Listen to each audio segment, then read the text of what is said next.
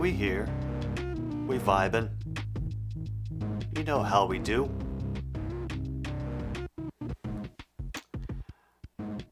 How are you? Well, me, I am back here for another broadcast of another stupid sports show. We're here for Game 3 of the Battle of Alberta, Edmonton versus Calgary. Foster, I know that feeling. I have been mocked by them many a times in my life. Whew. Already had one hard-fought game today. Between the Hurricanes and the Rangers. Ooh. The Hurricanes just looked off their entire game. I do not understand it. I don't know why, but they looked sloppy.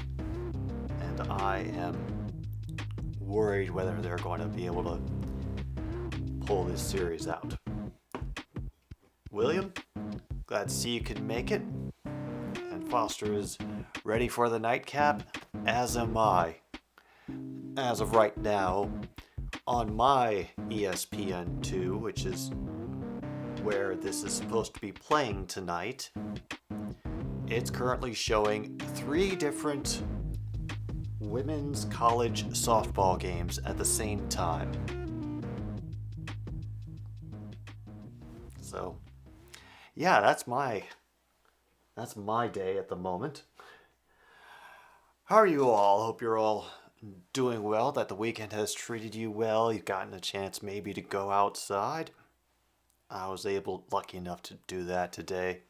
Just taking some nice air. I actually still have the windows open. I've just realized that, so okay. Hopefully there is nothing in the forecast for rain. Oh, good. We're okay. There are not going to be many of those days in the upcoming summer, so I'm taking advantage of them right now.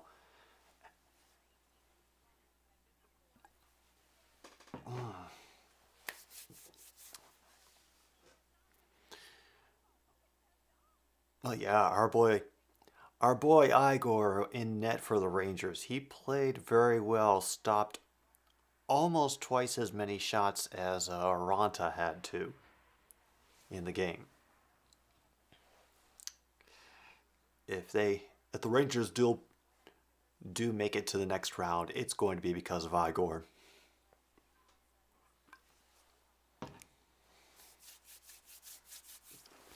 And I am not sure what to expect, honestly, for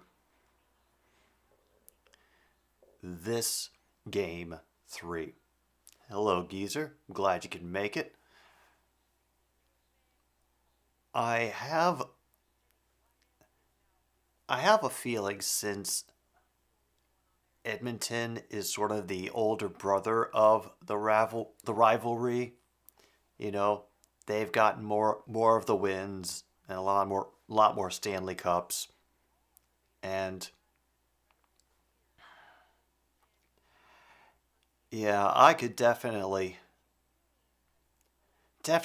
imagine the atmosphere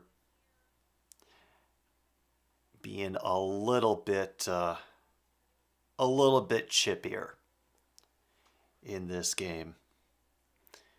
Of course, the referees were doing a great job at tamping down on everything in the last game and keeping all the tempers in check. So hopefully they will continue to do that. No one will get hurt seriously or otherwise. Oh, Ray, he hearted a comment of yours. Cool beans, man. Yeah, you know, I was kind of thinking that, but as soon as that Edmonton comeback happened, I realized it's not going to be that easy. Who would have thought?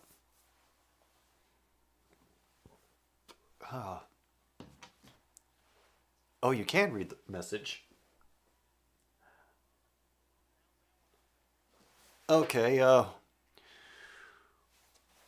which one? That one or this one? All right. That's fair. That is fair, man. I could easily see Calgary winning this in 5. They're going to have a a good game tonight in what I'm guessing probably would be a very hostile environment. The one above the Jags fans one. All right, your eyes are good.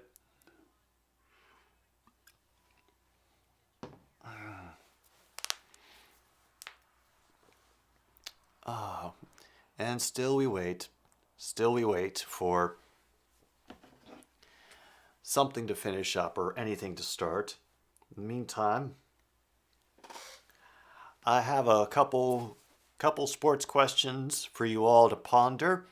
I, for the first time this season, actually bothered to look at the Major League Baseball standings, and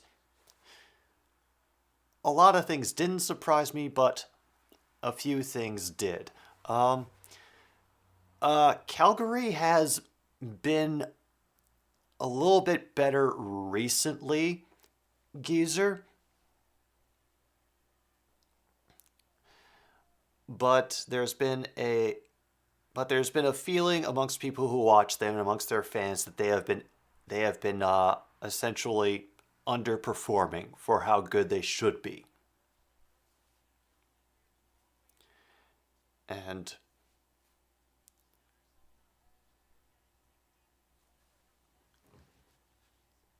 like I may have mentioned last time, the last time that the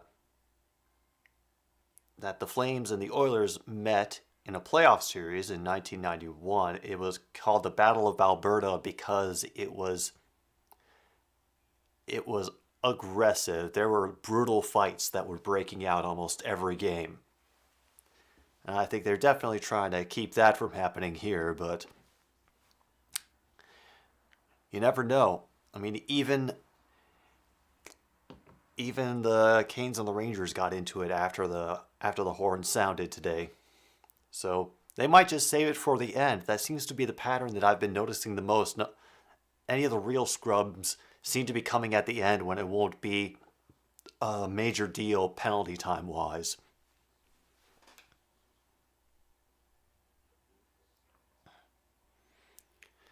That's Battle of Alberta, this time aired in Weenie Hut Juniors. Weenie Hut Juniors, you give us so much joy.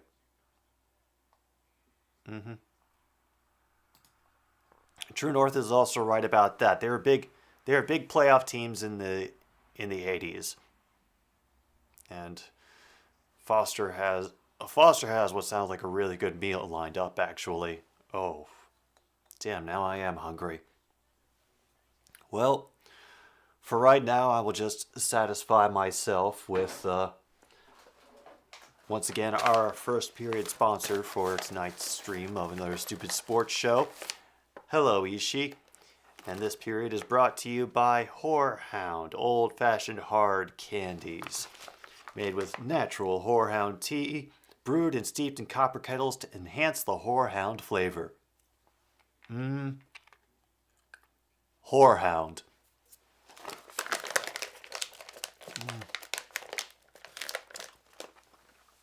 Hey Ishii, hope you're doing well, by the way.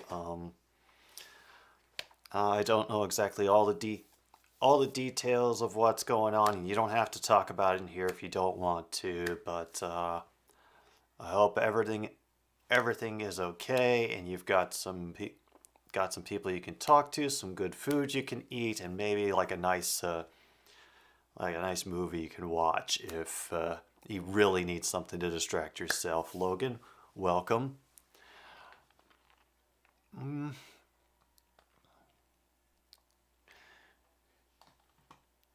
Yeah, that is actually a very interesting. That's actually a very interesting point. There aren't a lot of CTE studies that are have been done, or I think are being done with hockey players. They kind of tend to keep injuries a secret thing because they don't want opposing teams targeting specific body parts of players. Usually they're only listed as upper body, lower body. And it is only within my lifetime that helmets became a requirement for hockey players to wear as well. Before that, it was an option. And before they even had that, nobody bothered.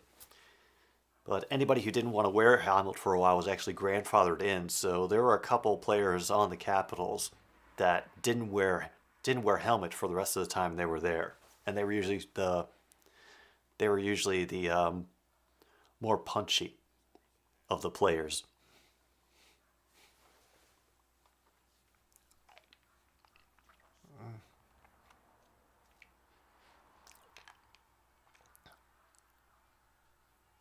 Yeah. Ooh, God, you're the first person, Logan, that I've ever heard about having their tonsils removed in like a long time.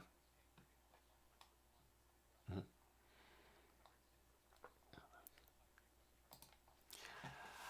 Oh yeah, no, the neck gear thing is a new thing. It was a combination of them getting cut and also getting pucks right in the throat. You know,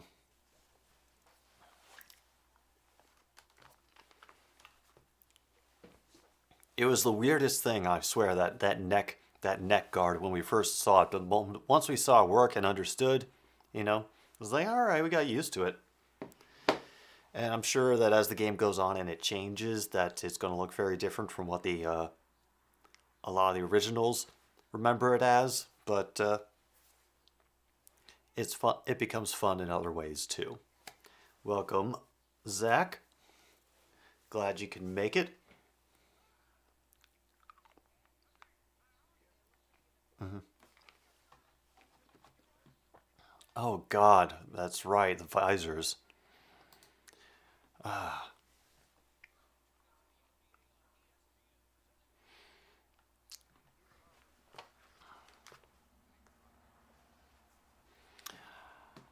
Oh, I completely forgot to do them.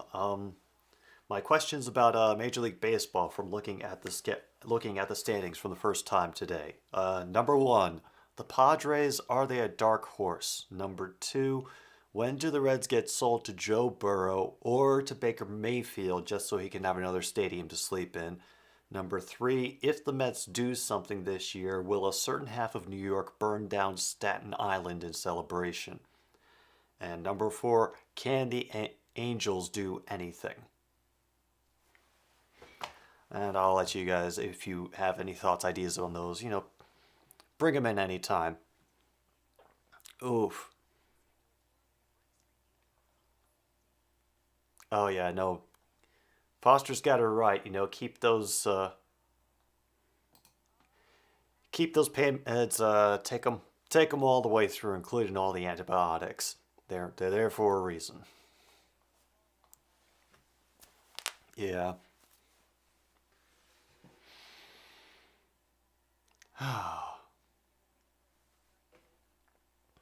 Well, 7 o'clock, and I don't see a hockey game on my TV. Yeah, no problem, Ishi.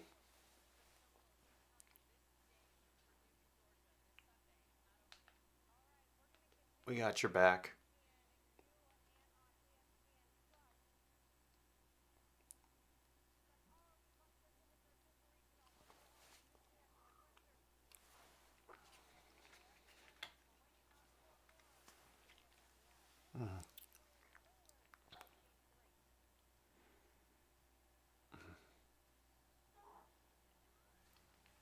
Oh, never mind. Here it comes. There's Lord Stanley's cup. Looking as impressive as always. Welcome, Kung Fu.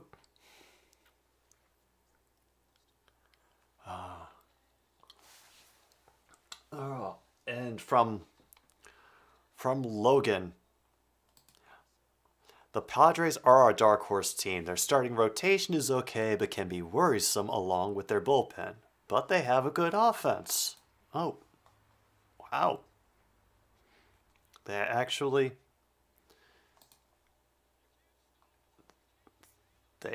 got that together. Cool. And Geezer thinks that the Blue Jays have a great shot at the World Series despite Marcus Semien being gone. Just from where I remember right now, Geezer, I think I saw that Toronto is like second or third in the AL East. So, do you see the Jays actually coming back to win the AL East, or do you think if they do make the playoffs, they'll be a wild card?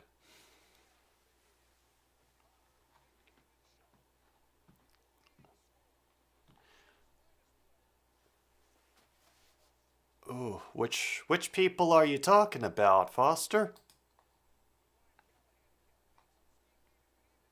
Did I miss them? Well, I must have missed them while I was talking to the computer screen. Perfect.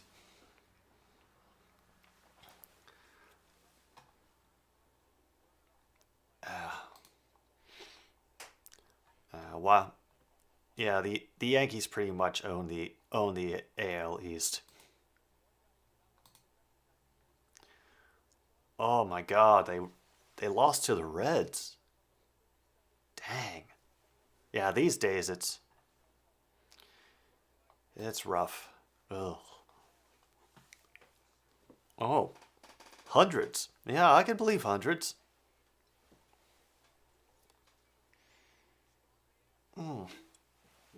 And of course, I got my Labatt Blue.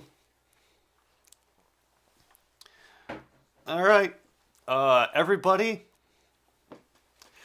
remember this take? We're just going to leave this up here. And Geezer,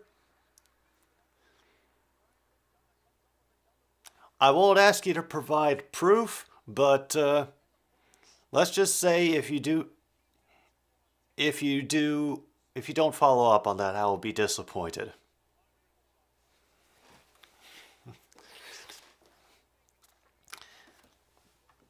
All right. And Kung Fu says, if Joe Burrow and Holly Tyler not, I could see them going halvesies on MLB franchise. You know, yeah. It could happen. World is... Screws fall out all the time. The world is an imperfect place. And, let's see. Logan lets me know the Brewers lost to the Nationals and the Brewers lost Freddie Peralta. But the Brewers are still in first place.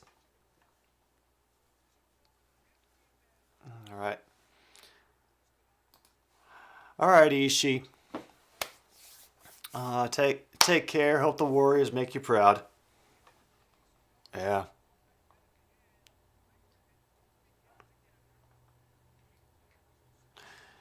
Yeah.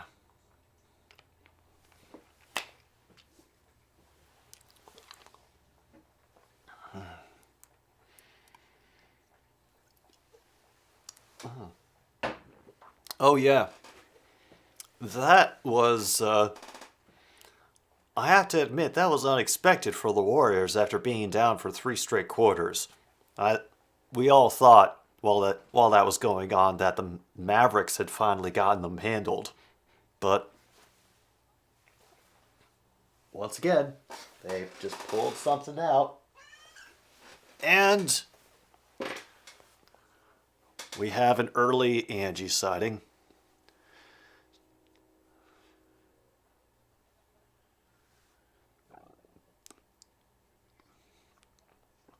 And so far, the talking heads are split on whether or not it's going to be Calgary or Edmonton tonight. William also thinks the Warriors are going to win it all. They're finally back. Oh, well, we will see. We still have Corbin Burns and Brandon Woodruff and Eric Lauer. I think we will be fine. Okay. Yeah.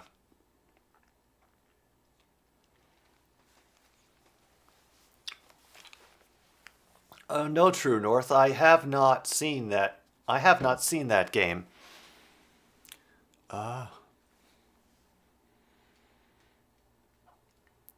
It doesn't surprise me now that a game like that exists, but yeah. And Logan lets us remember, go Flames. Yeah, I'm still rooting for the Flames, but honestly, this series has been entertaining enough so far that I'll be okay with whoever wins at this point. I'm just more shocked that it's been as much of a high-scoring series as it is. But sometimes you never know what's going to happen. Yes, Skyrim.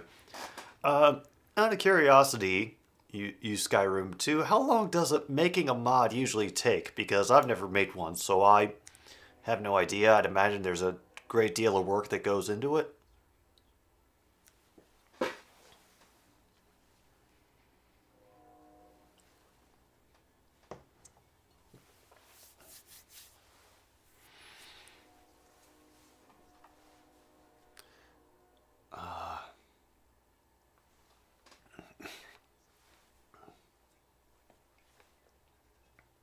And this is why they put this one at 7 o'clock, for all the high-end ads that they can cram in.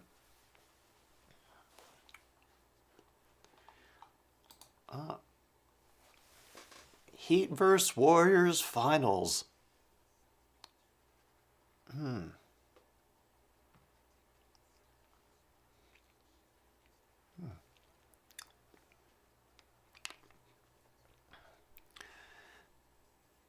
Yeah. I wouldn't turn that one down. Especially for Jimmy Butler, making something happen for his career. That would be great. Oh, shoot. Adam sent people over to raid me. Oh, that's nice. Thank you, Solar Flare and Bob. Oh, good to see you again, Bob. Hope you've been doing well. We are just waiting for Game 3 of the Battle of Alberta to get started while they cram in just about every ad they can to force me to fill time, I suppose. Oh.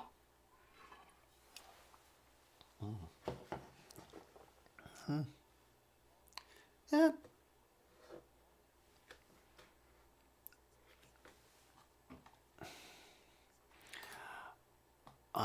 Williams favoring Celtics Mavs. Well, Logan lets me know that Marcus Smart is nothing but a flopper. Okay. Duly noted.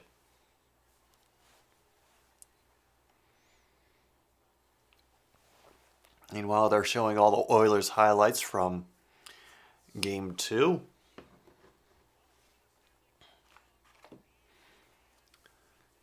And reminding us, yes, Geico, Rogers Place in Edmonton, Alberta.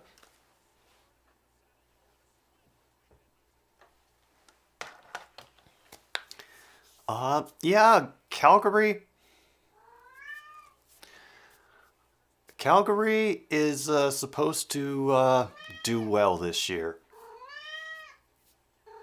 But based on how the goalies have essentially been pylons this series, I do not know what to think right now. I will not predict anything. As for the NBA, let's say, I'm going to say Heat in 5.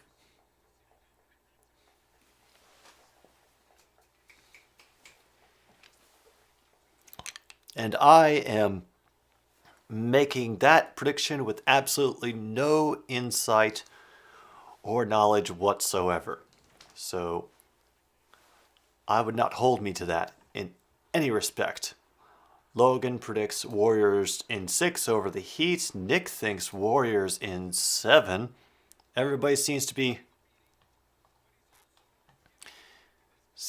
for the Warriors. Oh yeah.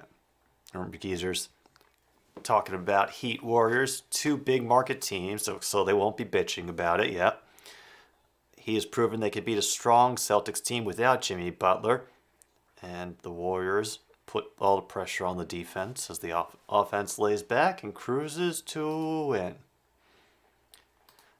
And True North keeps his loyalty to his team going by not even cheering for a team that looks like they may be Bears. I know, Angie. We're doing Flames Oilers. Didn't you remember? Solar flare for me. It has been will I think part of me will always be the Washington Capitals.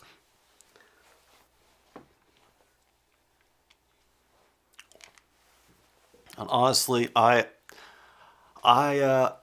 like the Blue Jackets precisely because they always seem to know the right time to ruin some juggernaut's day. You know, they provide those nice warm feelings. Oh, and now we get to the part of the broadcast where Angie has figured out that I'm going to be in here and does her best to take up as much room as she can. Thank you.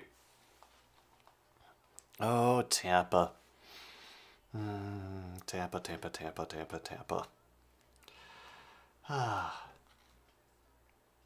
Yeah. I guess the bright side of Tampa Bay Lightning winning the Stanley Cup is that then, yeah, the Buccaneers don't need to do anything. I mean, they've already got a championship for Tampa Bay that year. Let them go. Not sure that Angie is much of a basketball fan. I have never seen her express any interest in it.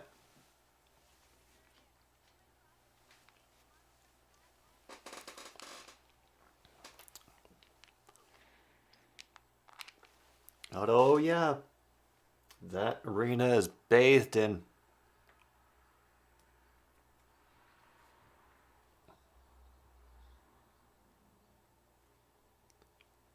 oh.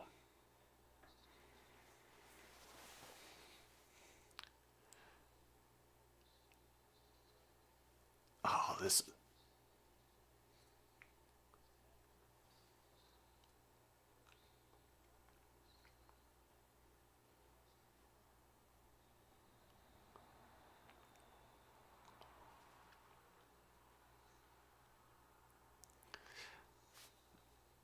Oh, God, that's right. They only have to do one anthem for this because it's all Canada. Solar Flare, to answer your question, my favorite teams per league. In the NHL, it's the Lions. In the NHL, it's the Capitals. In the NBA, I'll be honest, I don't really have one. I'm not very big into professional basketball. But in baseball, oh, I take the White Sox. They were part of my great welcoming to Chicago in 2005. So if I have to cheer for a team, I'll cheer for them. Oh, you and me both, geezer. I'm waiting for a day when I get to go to England.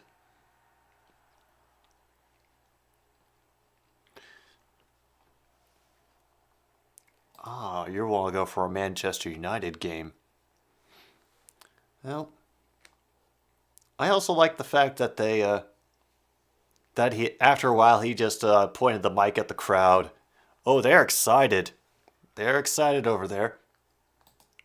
Oh, okay. Oh, cool.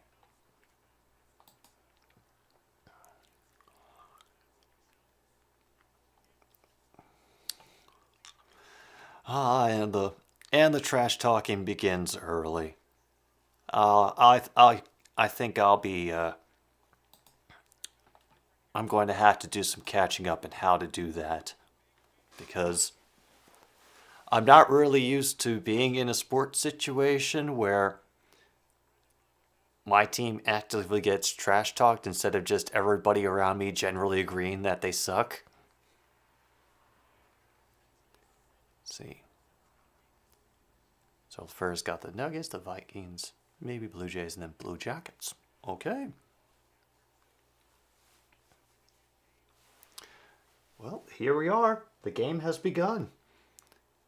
And it'll get started with the Flames applying pressure down the Edmonton zone. And immediate icing call. Oh, holy shit. We're already this far. We've broken 10 viewers. It's down to 9, but I'm celebrating anyway. We broke 10. Woohoo. Mm-hmm.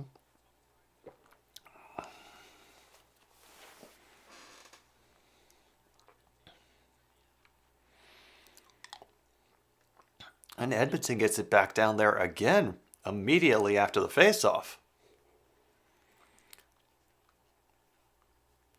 Oh, wow, those are some real interesting uniforms. Okay.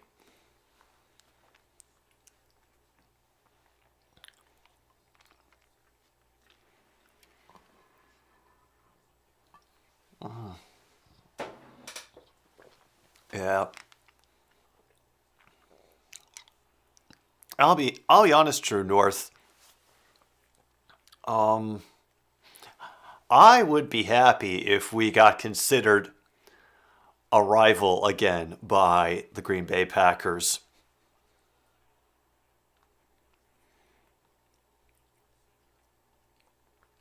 Yeah, they're also a lot. I think there's also a lot more people in Edmonton, just period. So it doesn't surprise me.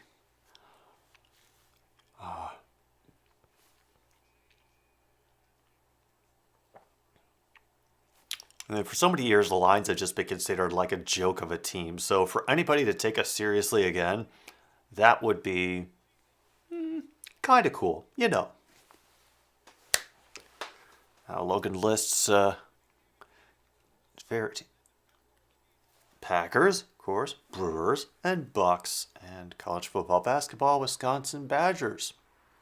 Cool. Oh yeah,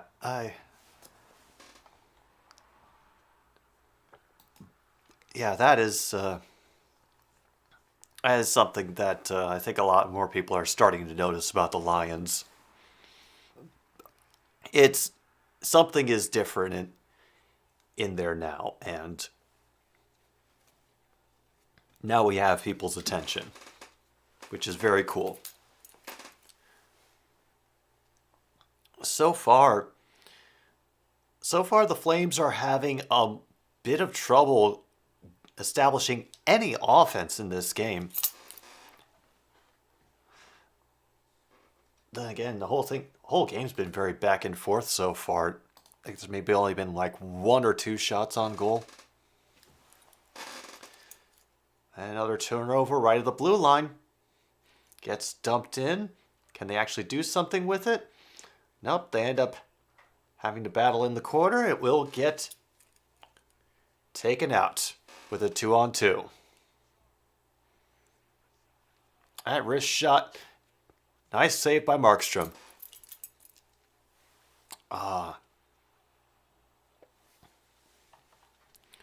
And True North educating us the difference. Well, and that Oilers slipped before he could try to do the wraparound. He just ended up throwing it into the side of the net. That shot goes wide. Another one saved by Markstrom. And finally, Calgary clears.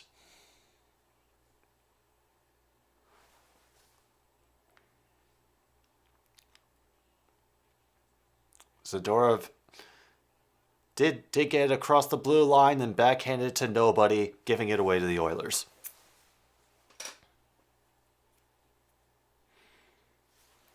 And Geezer lists his favorite teams: the Titans, the Hawks, and Heat, because Jimmy Butler go Burr. Yes. MLB Braves and NC OSU, Georgia, and Auburn. Yeah. Ah. Oh yes. Oh wow.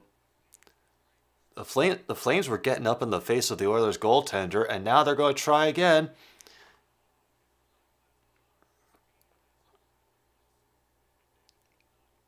They did not manage to keep it in. We'll have to regroup at center ice again.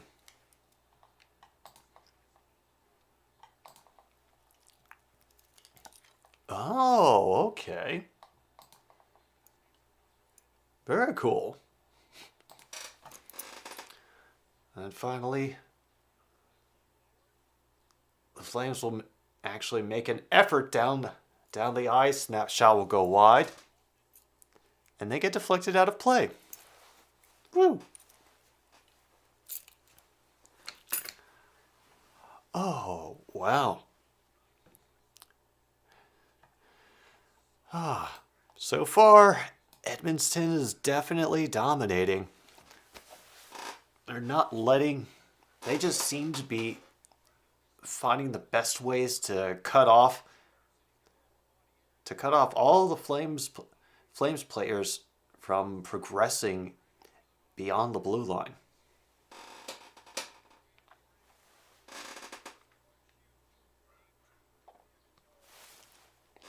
Small world sometimes, Foster. Small world.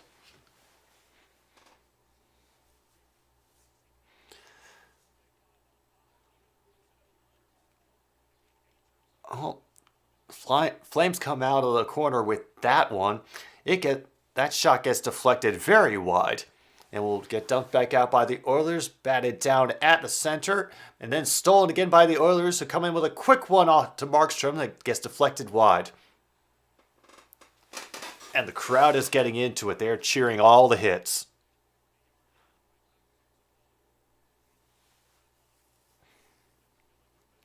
And they can only dump it in. God darn.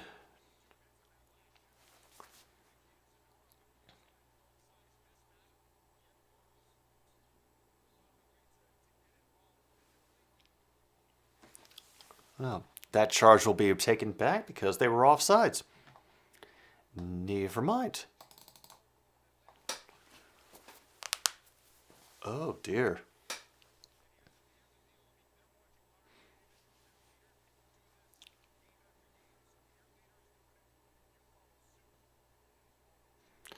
Yeah. Oh, there's always so many weird connections out there, Foster. World is a much smaller place sometimes than any of us can believe. And Drunken Boxing has returned. A big hello to you too. At face-off, we'll get hurled back into the Flames' end, take control, and have a terrible pass at center ice, and the guy falls over in his own end. And now the Oilers are just setting up shop here down the Calgary end. And one of the Flames has lost his stick, so he just shoves the guy over. A shot from the point ends up getting deflected out to the left. And the Flames just cannot clear. They have to fight along the boards to get the puck out of there finally.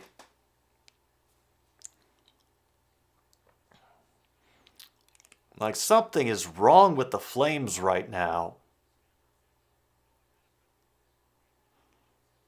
Like, Okay, and oh my god, the goalie just fell over in an attempt. This is so sloppy. Holy crap. The Flames nearly had a wide open net because the goaltender got out of position, slipped in the crease, and that was after he ran into another player, and they couldn't do a thing with it because they screwed up the centering pass up to the top. Oh man. That was horrid. Now the Oilers are trying to get down again. And of course McDavid carries it into the slot. Dumps it into the corner. And more fighting along the wall. He'll take it out back toward the blue line. A wrist shot knocked away by Markstrom. Good leg save. Another big hit in the corner. Gets a cheer from the crowd. And the lines will change.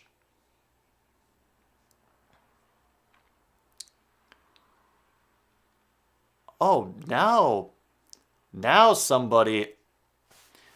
they seem to be skating with urgency. It's game 3. Drunken Boxing is currently tied 1-1.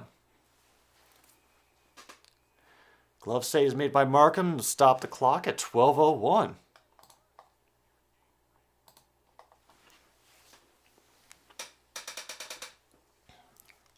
Well, looks like they finally got their legs again.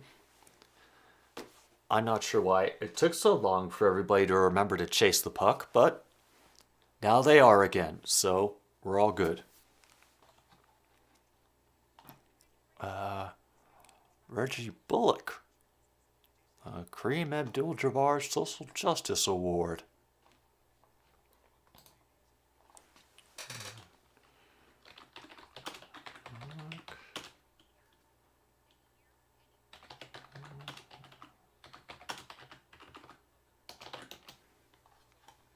Oh, cool.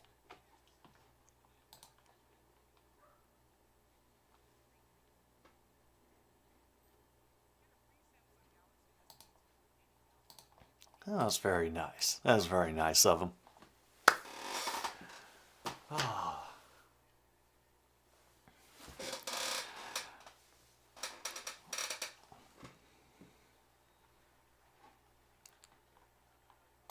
His hairdo won that award. Well, I can't even get a picture of Reggie Bullock on this thing. Oh yeah, that's because they're all those pictures are probably full of trackers, and I was blocking all of them.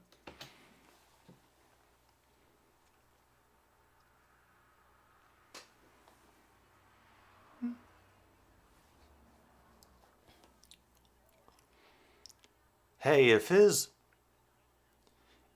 hair is able to promote, and use his platform in the best way that he's know how to champion causes that he's proud about, then that is definitely an award-worthy accomplishment.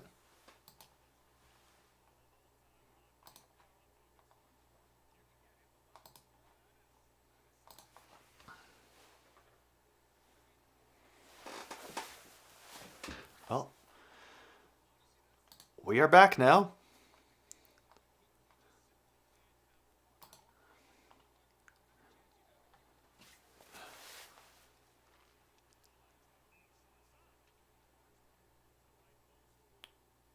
Damn.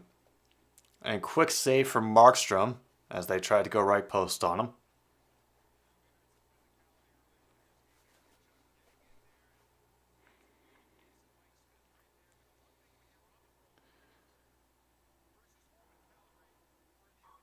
Ooh.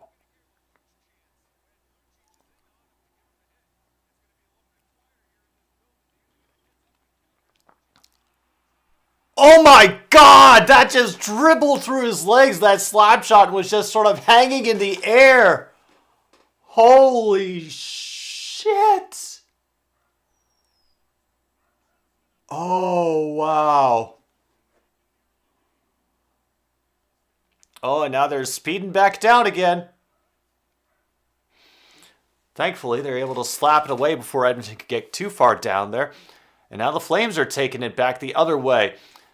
shot is deflected far in front of the net and will be flipped out of the zone by the Oilers. Back to center ice.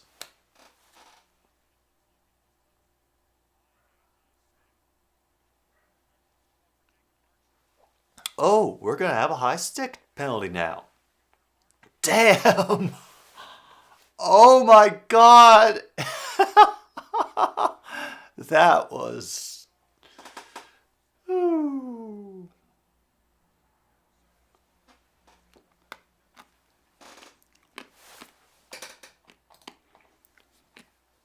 Yep, they gotta restart from that, bringing down the puck with a high stick call from a face-off at center ice. It eventually ends up back in the Flames' end again.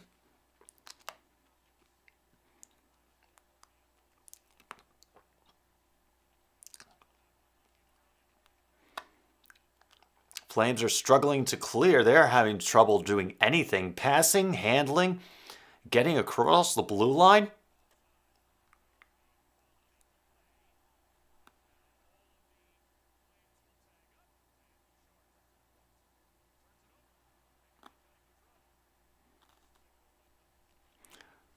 Well, that was friggin' weird.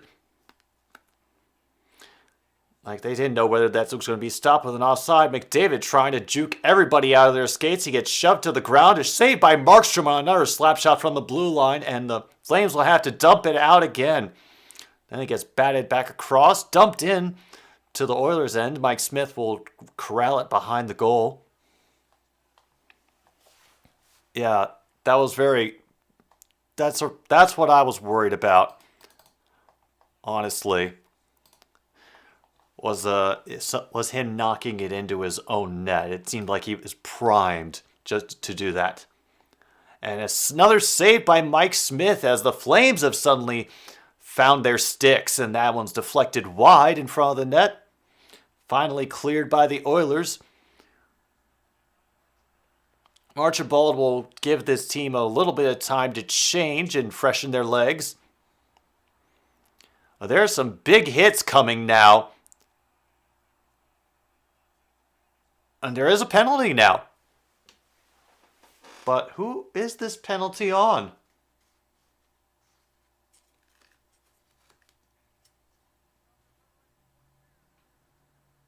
On 2 minutes for hooking on Lewis from Calgary. So, Oilers power play is about to come out. This could get interesting.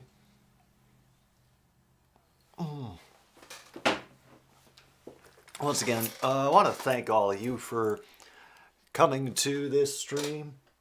I'm glad you were able to join me, that you had the time. And yeah, I was actually a little unsure about whether I was going to do the stream today. I didn't sleep very well last night, and I've kind of been feeling all day. Not like, you know, need to go to the emergency room, but just out of sorts. And I'm glad I did this. I really am. Oh man.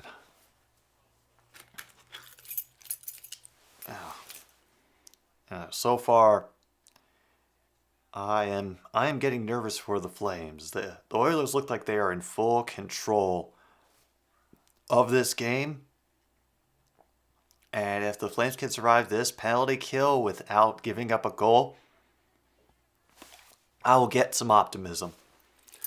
Not sure if it's the monkeypox true north. I have a bit of a thing ever since our country went haywire. I don't really go out much without a mask anymore. So, but yeah, other than that, I'm all right. I just sleeping was not easy last night, not for any reason, and it was. Hopefully, I'll be able to recover tonight with going to bed immediately after this game is done. Because I either slept too much or too little or both, and I'm really not sure. Meanwhile, that face-off we'll get one by the Oilers, who will control it. And a good clear by the Flames after the Oilers got a nasty pass right in front of Ronta. Dang. We're down to 1:34 to go in the power play. They're going to try to set up again. From the corner, back up to the blue line.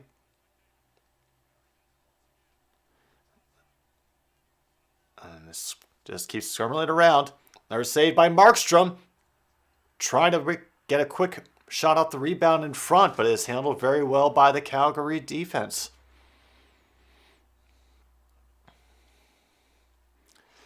Oh yeah, they definitely...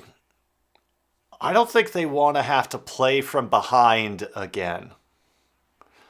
And one Oiler gets away, gets a little bit of an opportunity, but the puck is kicked away by Markstrom. Draisaitl back up to the point. Another 2 saves by Markstrom. Finally gets dumped out by the penalty killers. 37 seconds to go. Yeah, Edmonton's bringing a lot of heat, but Calgary is definitely handling the pressure. I say Markstrom is handling the pressure as he puts down his glove to stop play there.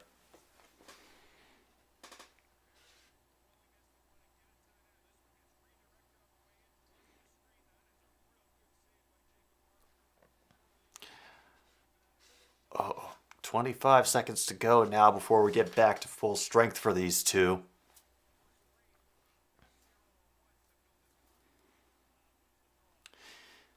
Cloud wins the draw and it gets taken around. The centering pass misses and they have to reset, try again, but flipping it behind the goal, along the boards, and a little too hard, gets sent back out to center ice. They're trying to arrange one more thing.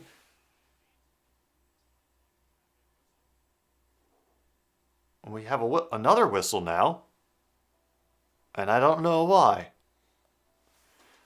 I am confused.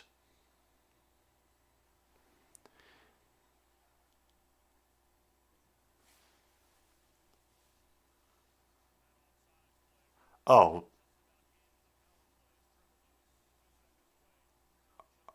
so offsides. Okay.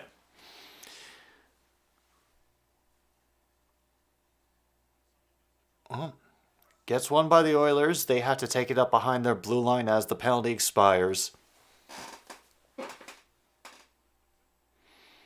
And are you surprised? CC ends up bringing it in, down it in for the Oilers. McDavid almost has an opportunity in front, but just loses control of the puck. Oh!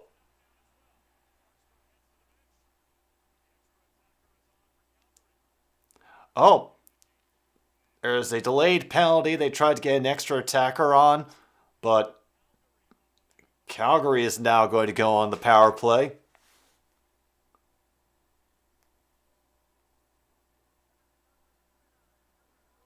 Two minutes for hooking.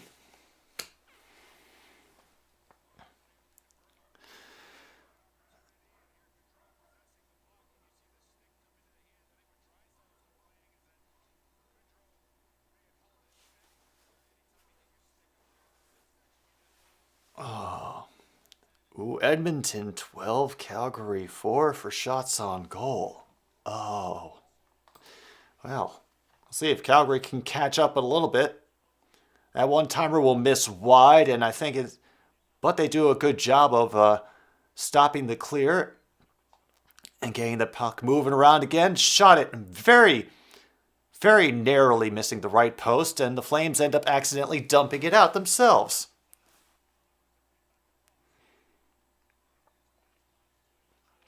Flames struggle to set up again. That very steep pass. They end up losing and have to go out to center ice to regroup again. Now Tkachuk has it. He'll dump it back up to the line. And pass along to Gaudreau. Centering pass gets gets muffled, and the Oilers will take it, try to do a little 2-on-2, 1-on-1 distraction, just to waste as much time as they can.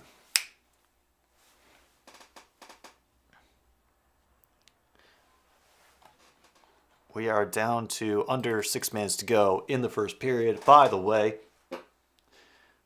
Calgary trying to get just at least another shot off, but they took it in, had to fight for it along the boards, and now they're down to 42 seconds.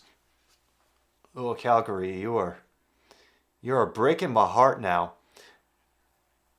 And early hit there.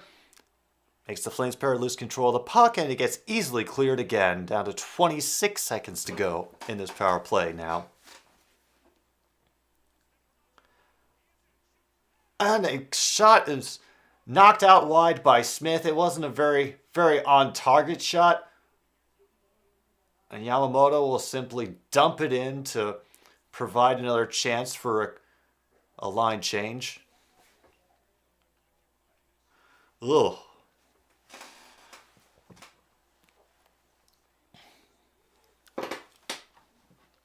Right now, Drunken, I'm not sure we're going to get anywhere close to another 9-6 game. I think that was a once-in-a-lifetime moment that we should treasure forever, but it will not be common, unfortunately. Yeah, only one shot on that power play. They're not going to win like that. They need to do better, and they need to do better real quick. Or else this could be a very, very long, very exhausting game for them.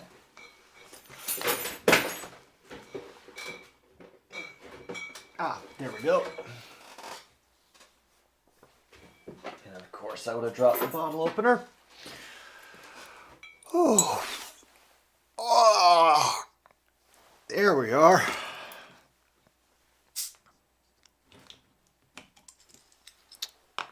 Hey, Foster.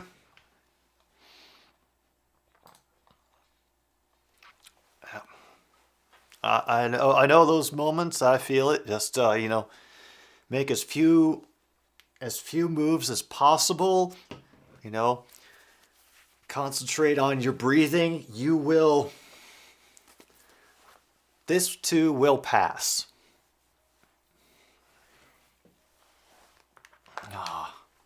I am happy though that I was able to get some camera and light setup done for today as well. So, going to work on that a little bit more tomorrow. Also screwing around with microphones. It's going to be fun.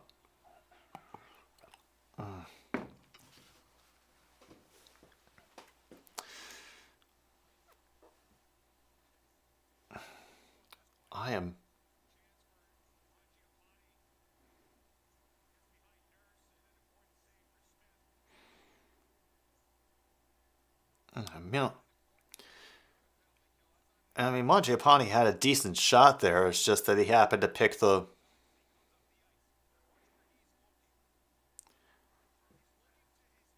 He just happened to shoot to the one area that Smith was actually guarding. Oh yeah, no. Yeah, hopefully it will not reach DEFCON levels, Foster. There's certain things no one should have to deal with on a Sunday.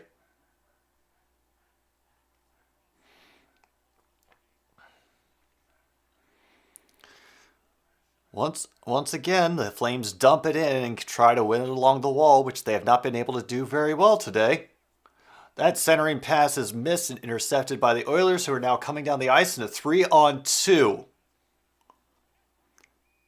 It was just a little bunny pass toward the net, just a boop. Immediately covered up by Markstrom, and then some pushing and shoving just to make things fun afterwards. Cool.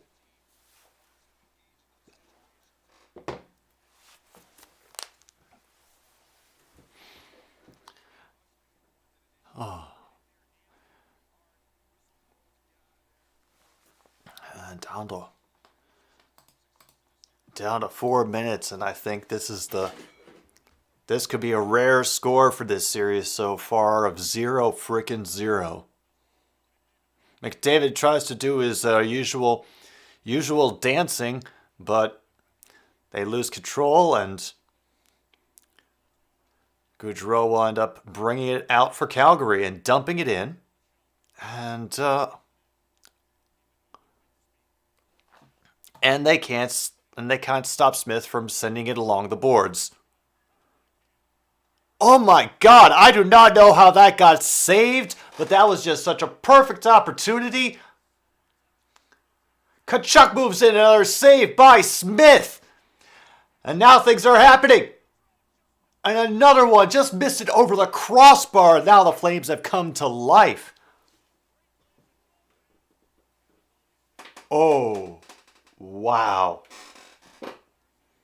Zadorov fires in. Smith is not able to get control of that one. Lewis is battling for it along the boards. It gets flung to the other side of the ice.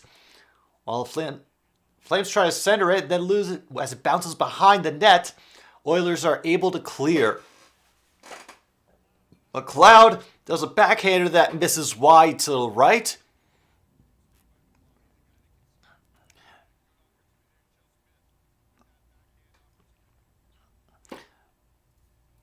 Oilers cause a little bit of interference at center ice, but now the Flames have changed their line and are ready to do their usual pattern of dump in, chase, and then go along the boards. Yeah.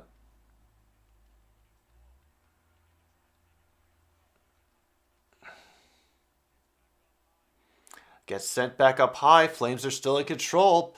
All of their passes and shots are getting blocked today.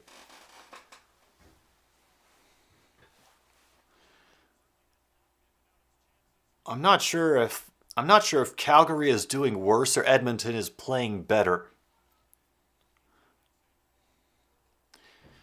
Once again, a dump in fails, and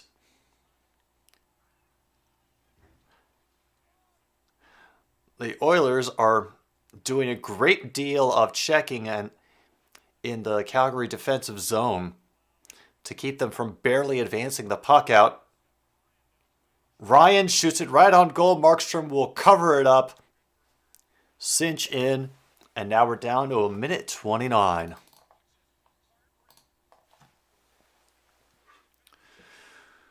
Whew.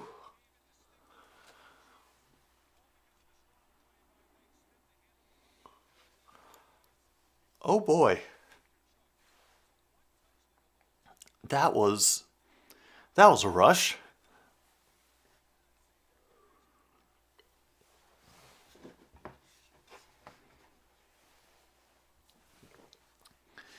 People are making the early exits to the stand to hit the bathroom or get some drinks. Meanwhile, there's first that Oilers shot from the blue line ends up going wide right side.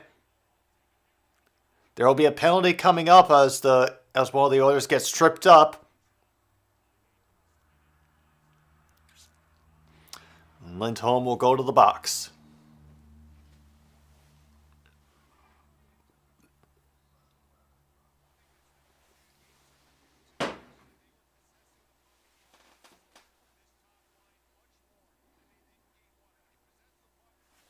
Oh.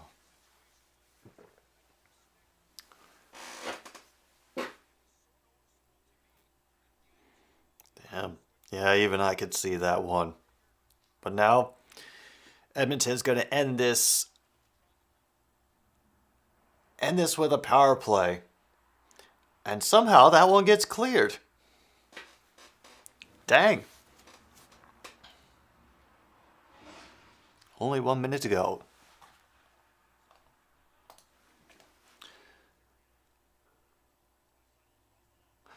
The Oilers end up bringing it in, dumping it behind the goal, having take it in, centered from around the boards. On a great shot, but missed high and wide. Now they're battling along the boards once again. Nugent Hopkins passing it around, gets brought back behind. And another save by Markstrom, covering up to just hug that post. And McDavid is speeding up the... And another save by Markstrom on McDavid, who was just sliding his way right up the ice. Damn. Yeah, y'all better buy Markstrom a beer if you win this game, Flames, because he is earning that paycheck right now.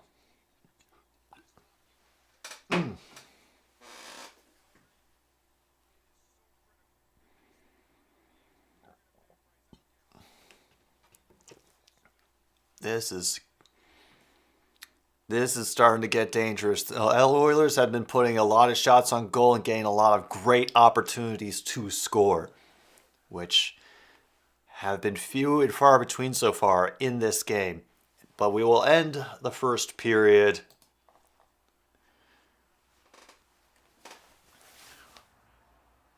with a 0-0 tie. I know, an aberration for this series. But the real story is Edmonton 19 shots on goal, Calgary only 7. If that doesn't change, Calgary is in trouble. And they're as good as Markstrom has been. From what we've seen in this series, I would not depend him to hold down the fort the entire time. Anyway, I'm going to take a moment to stretch my legs, make sure the cat is not setting anything on fire, and be back for period number 2 of the Battle of Alberta here on Another Stupid Sports Show.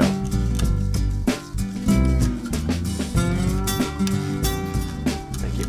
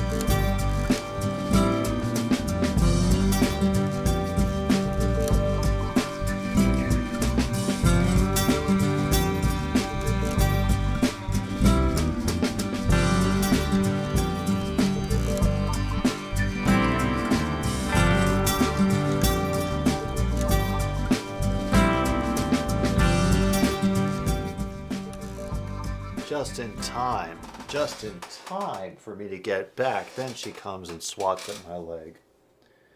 You have the best timing in the world, Angie. That's why we pay you so much to appear on this show.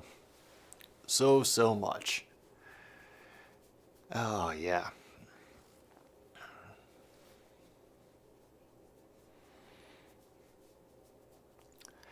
So, as you can see, the hat is different now. I realized that I wasn't wearing my usual hat for the stream, and that may have some bearing on it, it may not. I don't know how particularly cursed or blessed any of my hats are. All I know is that we had the exciting games while I was wearing it, and I didn't even realize that I had forgotten it for this stream. Yeah.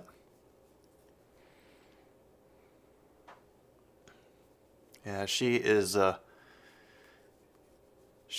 doubly frustrated at me today because I did not allow her to crawl underneath the neighbor's car and inspect it. Yes, the kitty is here.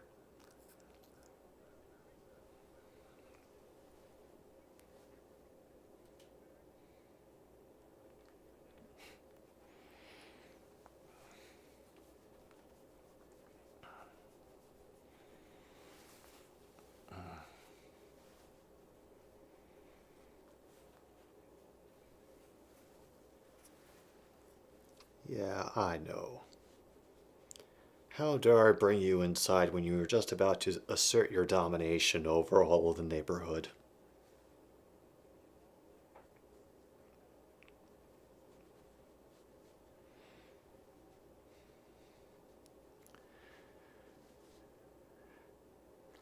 I also had to grab her when she went outside this morning to keep her from walking right underneath the wheels of a slow-moving car. She's very pretty, but self-preservation is not one of her strong traits.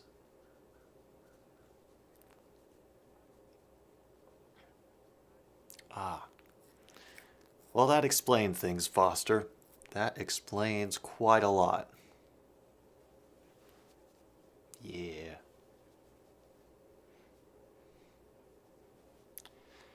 Is this why I've never had any mechanical problems with the car? Because you're out there tuning that thing up at night, Angie? I'm just shocked you know how to work with a hybrid engine.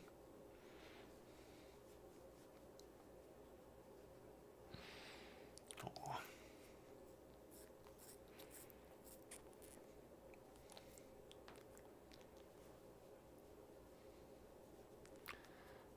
I know. Don't worry, sweetie. Someday the Battle of Alberta will be over, and we'll be out to watch sports on the big couch again with all the comfy pillows, and you won't have to wonder who I'm talking to.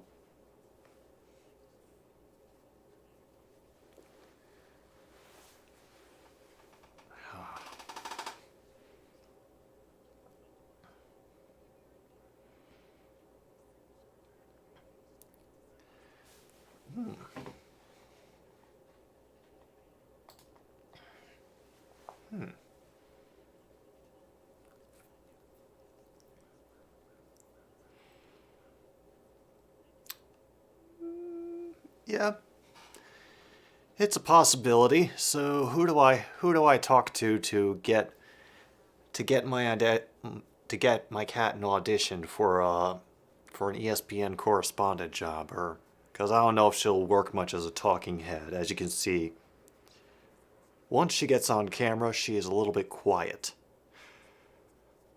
That's mostly because she hasn't figured out a way to swing this situation to her benefit quite yet.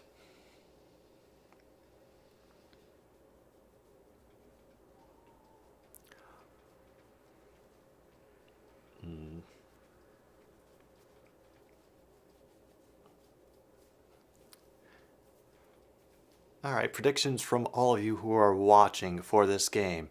We're about to go into the second period between Edmonton and Calgary. Who's going to break the drought? And will it happen in this period?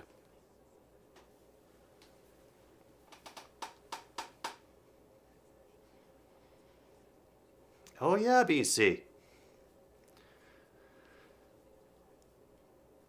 Yeah, it was a good job by the Rangers there. Like the Hurricanes also looked off today for whatever reason. So we'll see how things continue in Game 4 for y'all. But Igor made some good plays today. Did very well. Williams guessing Edmonton will break the tie. True North doesn't think there will be any goals in the second either. Ooh. Oh, well, let's see. Are you really about to crash in my arms? Ah, that's what I thought.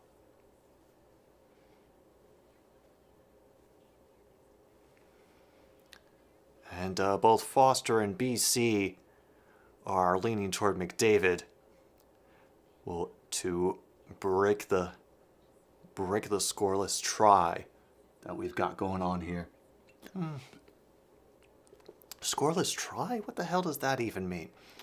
I'll sleep one day, and I'll understand everything that's coming out of my mouth, I promise.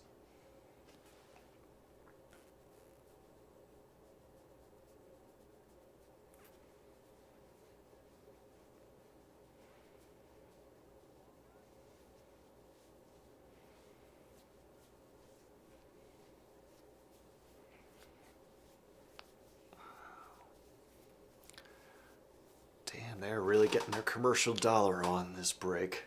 Woof.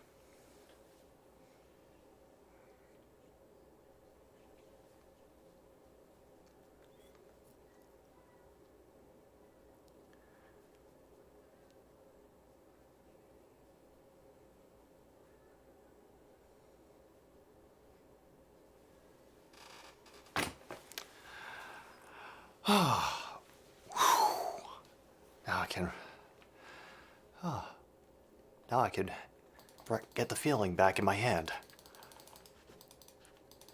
Meanwhile,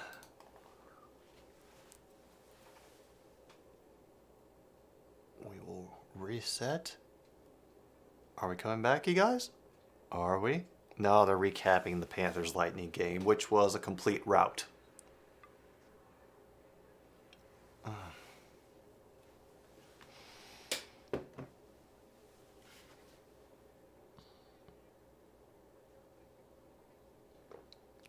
Holy crap.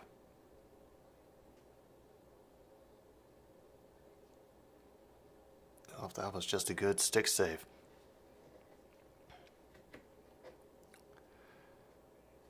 Whoa, whoa, whoa, whoa, whoa, whoa. The Avalanche are working with St. Louis law enforcement because somebody in St. Louis, BC, who's making threats at one of their players for hurting the goalie? Oh my god. People, why public? Why must you disappoint me like this? All right, Foster. What is your cursed song?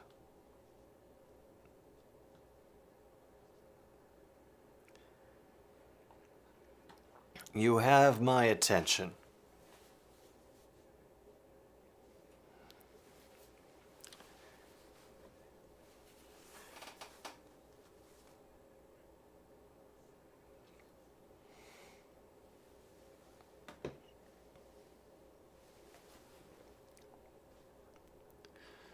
Oh, Nazem Kadri. Oh. I'm not surprised that it's him. And,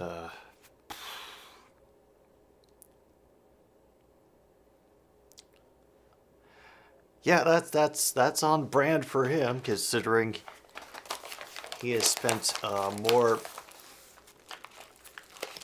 postseasons in my brain sitting for suspensions than actually making plays in the playoffs for his team. All right. We have been DM'd.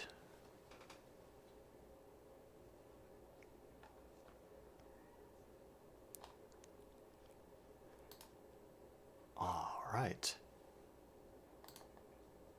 Where is this cursed song?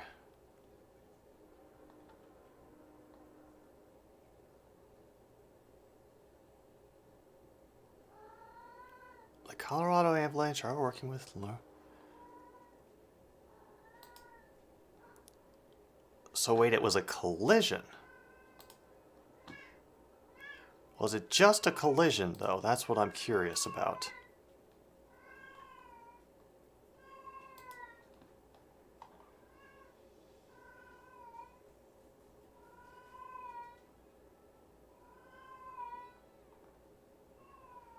Oh, that makes sense, I guess, because it was a collision that got Bennington injured. So yeah, they're very... I imagine they're pissed. Still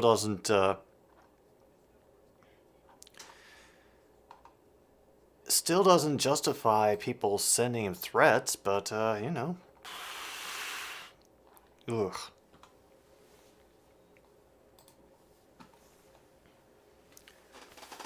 Well,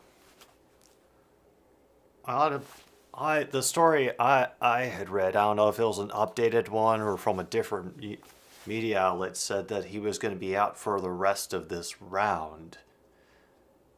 But well, let's hope that the Blues can stay in it and maybe give him a chance to come back. He can help them win.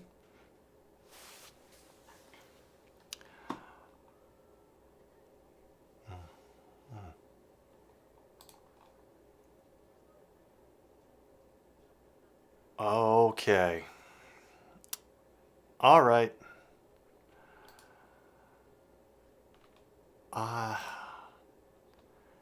This cursed track has now come into...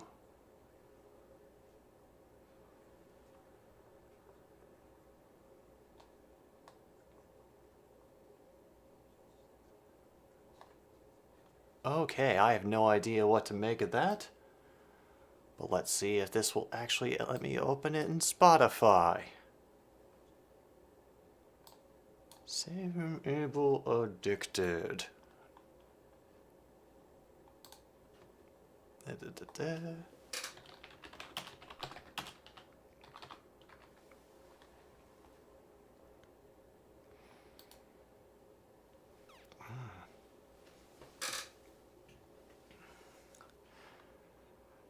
All right.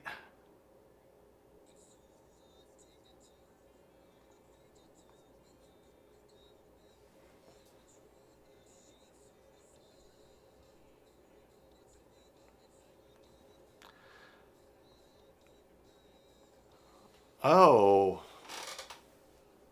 Oh. Oh boy. Oh, Foster.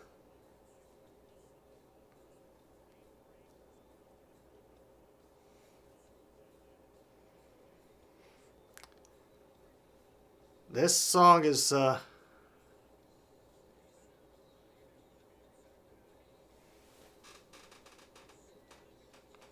this song is called Addicted by the band Saving Abel.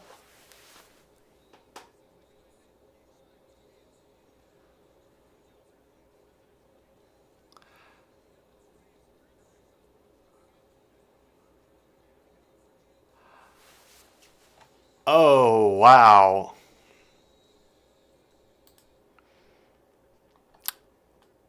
Yeah, okay, so that's from 2008. All right, that makes sense why I didn't recognize it, cuz yeah, I wasn't listening to the radio in 2008, not at all. So yeah, I missed a lot. I I fear for the day when I end up catching up to that genre. Second period started, by the way, so Oilers still have some time left in that power play from the previous period. Nugent Hopkins gets it to McDavid, sent back up to the top.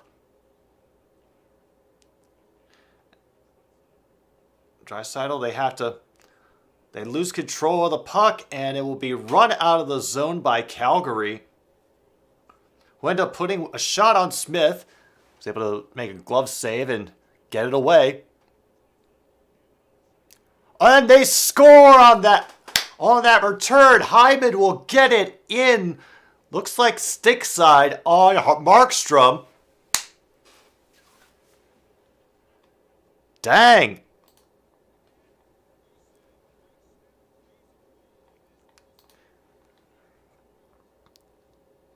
And that is the first goal of the game. Wow. Yeah, let's just, yeah, they just got Markstrom out of position. We're able to actually get it over glove side, I think. Oof. Well, that's 1-0, folks. We are... Wow. That is interesting. And Daryl Sutter... Well, he looks like Daryl Sutter, which is that he's perpetually wishing that all these kids would get off of his lawn.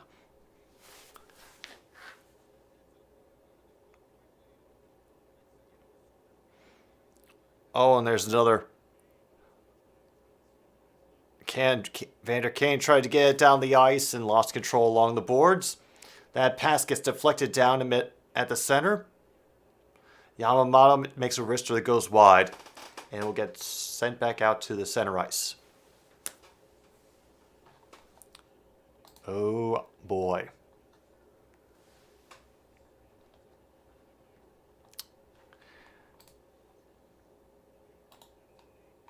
All right.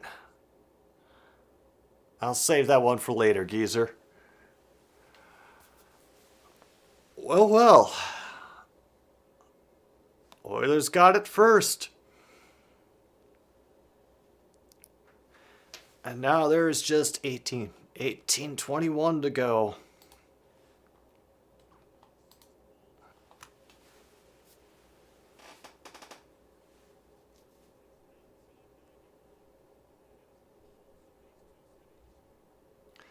Oh, God. Man, Calgary has been having all sorts of trouble controlling the puck.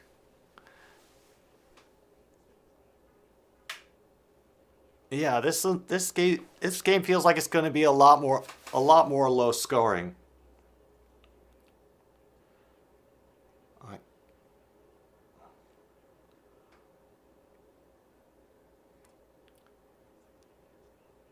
Archibald is able to get a shot in, saved by Markstrom, and once again the jawing starts.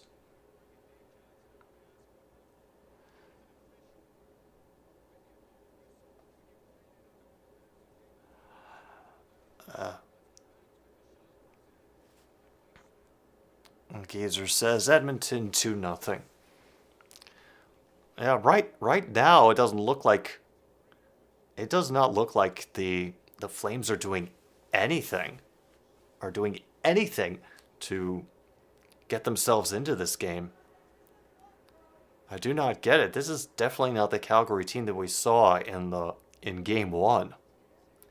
Definitely not in the first couple periods of game 2. And BC says Oilers 3-1. Okay.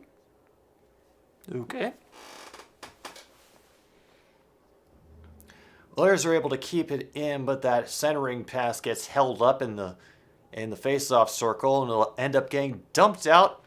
Be a race down to the other corner for the puck.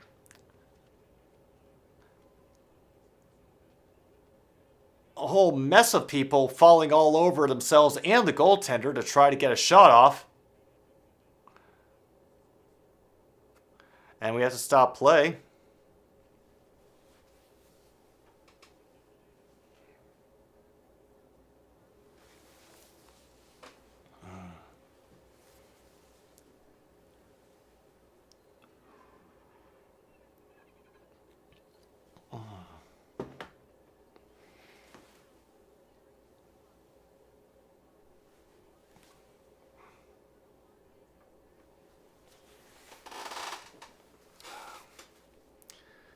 Well, so far things looking real good for Edmonton. They're getting the choicest opportunities, and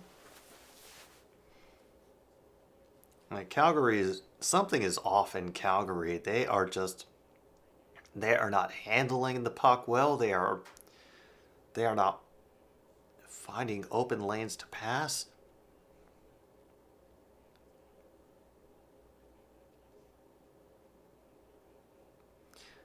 Looks like that puck just hit the Flames player in front of the net, and he got himself knocked off course. Centering pass on that Oilers attempt is blocked, and after much hemming and hawing, will finally get cleared by the Flames. We attempt to regroup once again.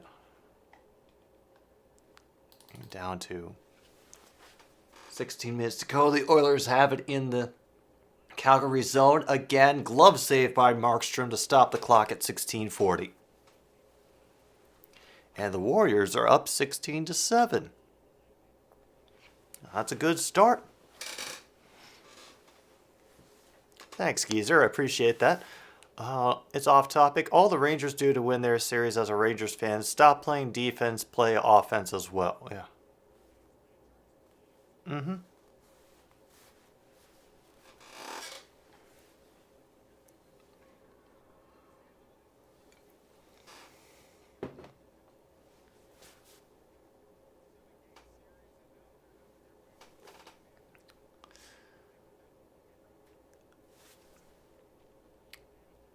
Well, Calgary did win that, but Edmonton ended up stealing it back. There's going to be a shot from the blue lines. One-timer in front of the net. Both saved by Markstrom. That third shot was deflected. And now here comes Calgary. They're going to try to make something happen. Get a few more shots on Mike Smith. They're fighting like hell to keep it in the zone there. They gotta up their shot total for the day, or else they are... Huh? Why did they stop at that time? Another penalty to Calgary.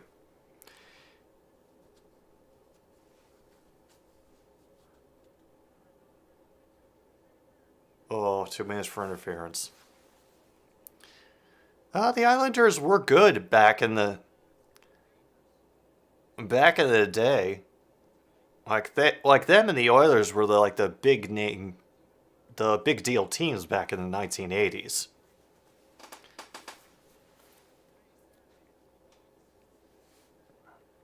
And here comes that Edmonton power play. Once again. What a shame.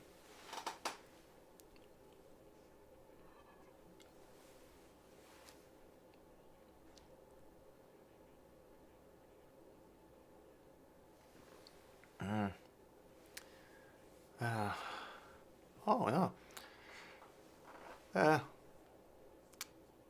yeah. At this point, Geezer, I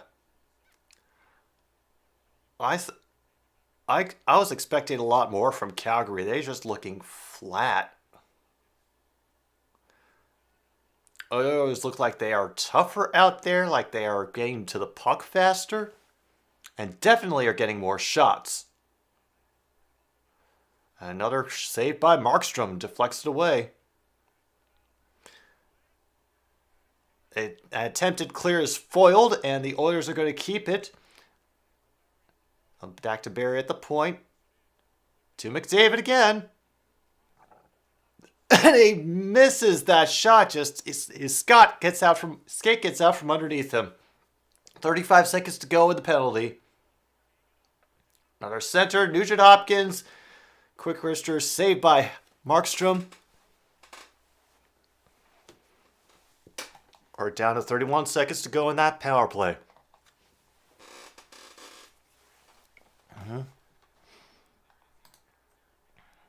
No. Oh. Hey. Hey.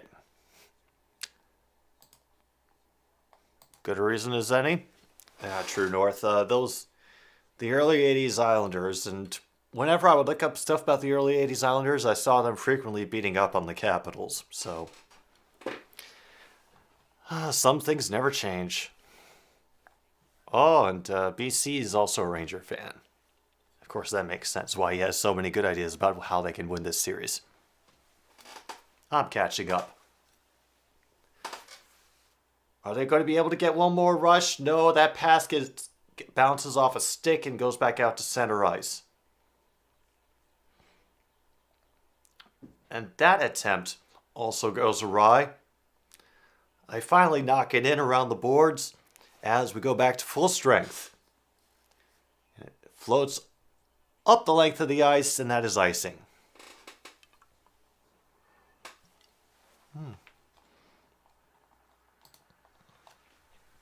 Ishii, so far, it is a low-scoring game. It's only 1-0 Edmonton over Calgary. And, yeah, Calgary's not looking good. Edmonton is very much in control.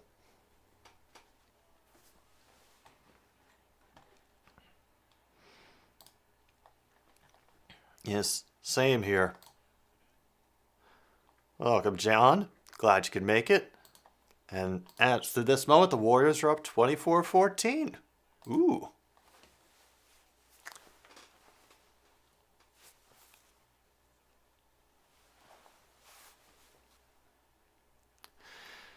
The Flames can't even get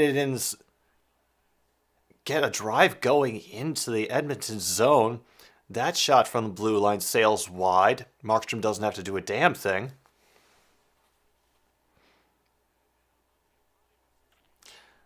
Oh, the Flames are actually coming up the ice. What do you know? That failed pass, it allows the Oilers to get back up.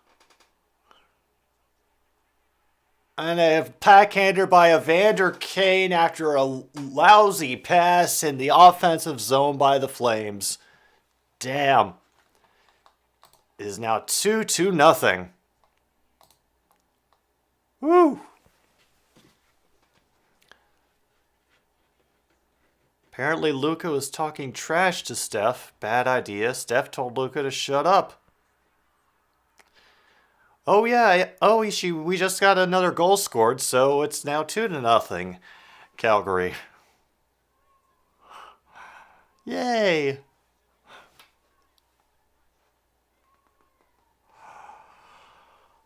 And those fans are happy out there. And the fans in there are happy too. Well, you know, when people get into the game, man, they're going to run their mouths.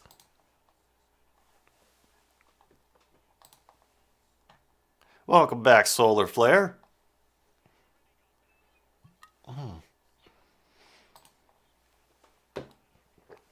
Things are now getting interesting. Because Edmonton's up 2-0. And another big hit in the corner. Another interception in the neutral zone. And it will be called a hand pass.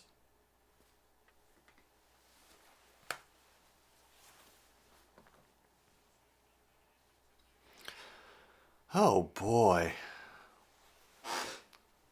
Oh yes, I did look at those people. Oh man.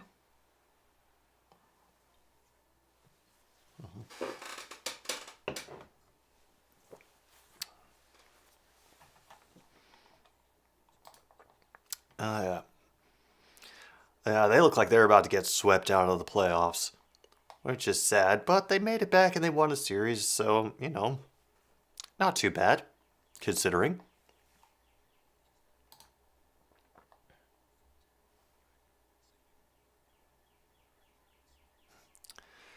So don't talk trash to Steph Curry. Got him. Got it. Woo. Oh, and before I forget, give a shout out to our second period sponsor for another stupid sports show, the good folks at Chicken Flavored crackers, the only cracker that gives you everything that it promises on the box. And don't worry, they're artificially flavored. Probably not real chicken. Probably. Oh yeah, I don't see one thing that includes the word chicken in here.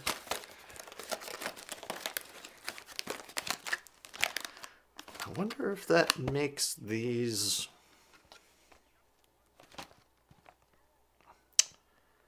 Oh, I guess not. Or they don't care about labeling their products as vegan. Ugh. Wow.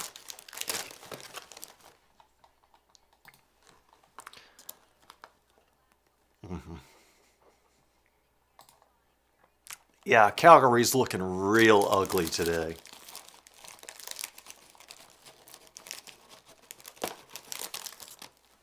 Oh yeah, they are better than you think they'd be, BC. And I know that some people know it as chicken in a biscuit, but for us it will always be chicken flavored crackers. Oh, Flames are actually getting some shots on goal right now. And McDavid again.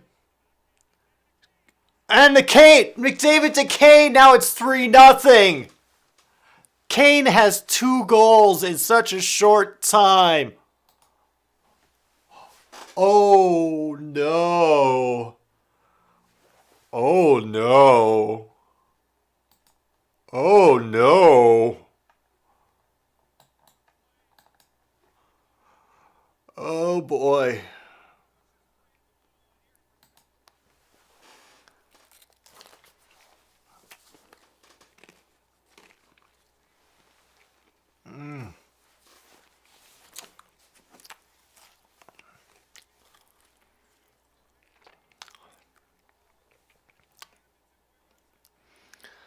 Yeah.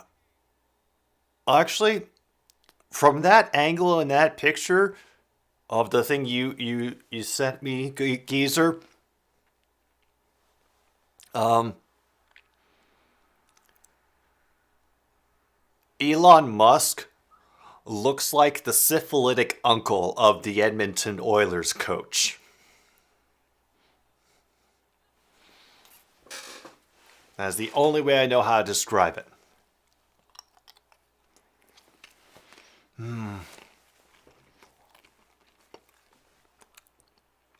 Yes, everything theorist. That Evander Kane.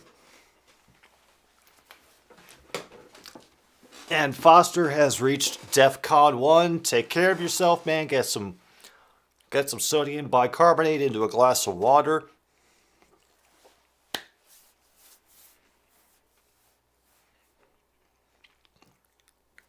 Wow. Oh, wow.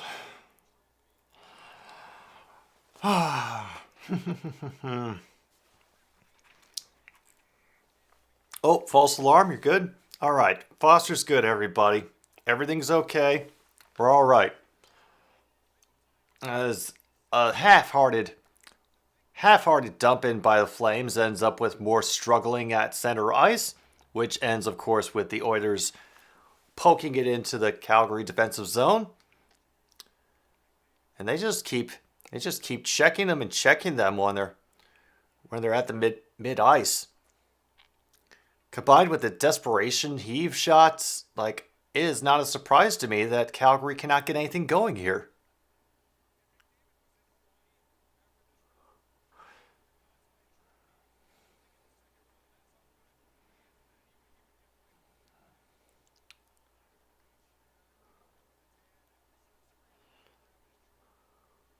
Oh. And all that time down in the end, the Flames can't even get one shot off.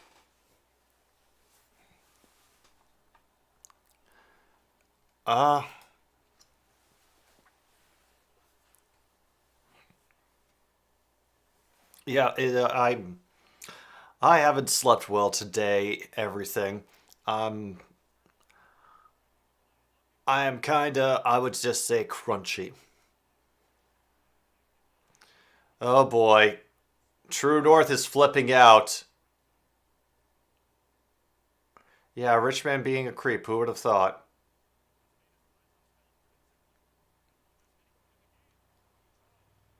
Goudreau will take it back, slap it up. And once again, they cannot control the rebounds, and they just end up... Oh, fripp. Oh my god!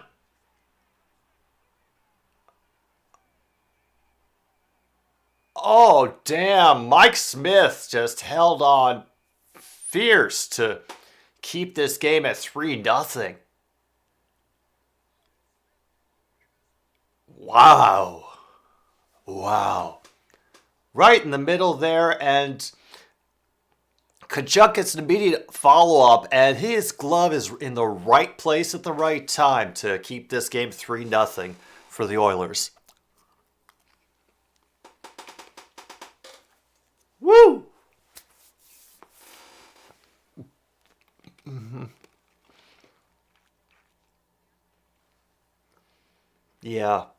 Those sarcastic chants, I think they did a good job at lighting a fire underneath them.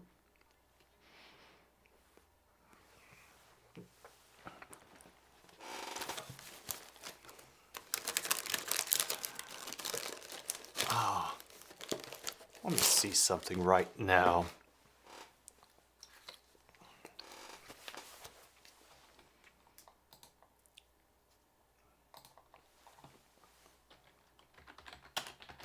So playoffs, Rickett.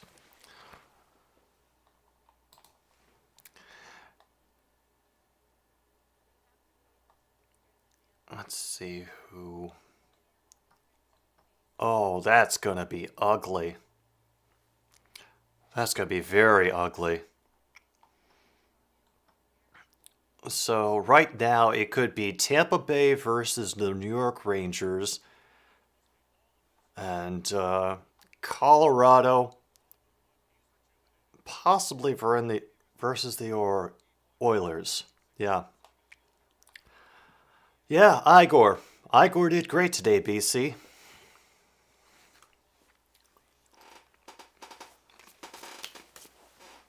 Woo!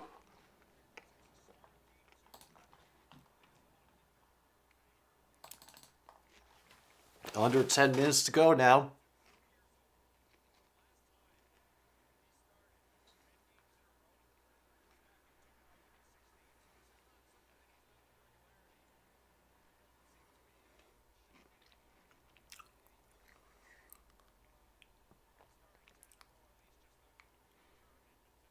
Oh.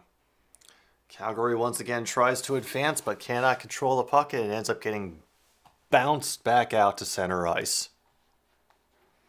What's the score right now for Rangers Blue Jays, Geezer?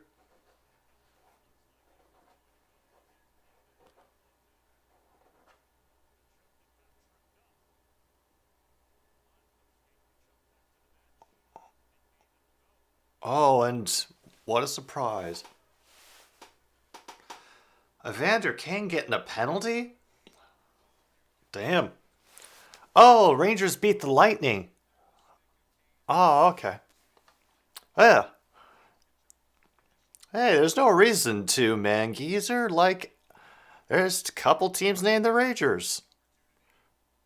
Oh, don't feel stupid, man. I just, that could get ugly.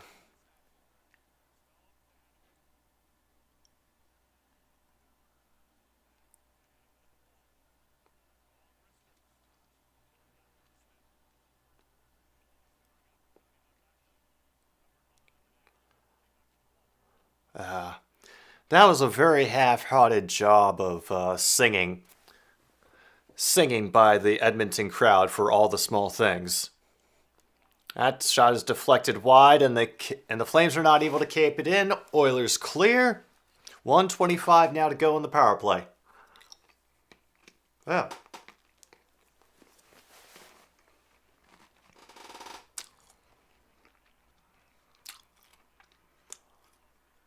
Oh, damn.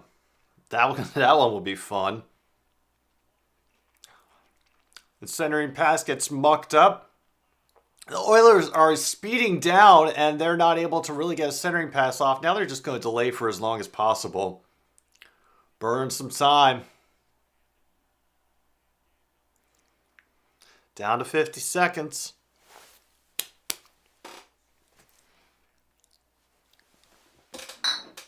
Oh, those are both empty. Oh no, I won't count them out. And then you and Glitch will get to argue over every game. And I won't even have to do anything. I'll just sit back and let you guys be the entertainment.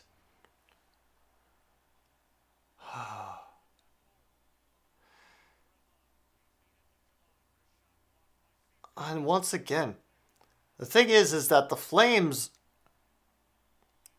more often than not, they are shooting right into the Oilers players. They're just getting right up in their faces. Which is a big part of why they're having so few shots registered for them. And a great shot made by Smith.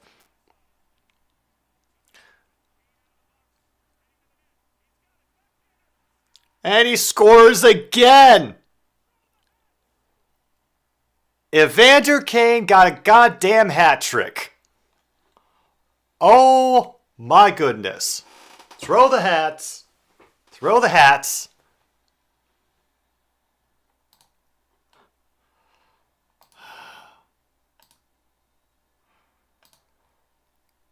Oh, yeah, this is getting ugly for the Flames and the Oilers. Down to 7:02 to go in the game. And Calgary does not look like they are getting anything together.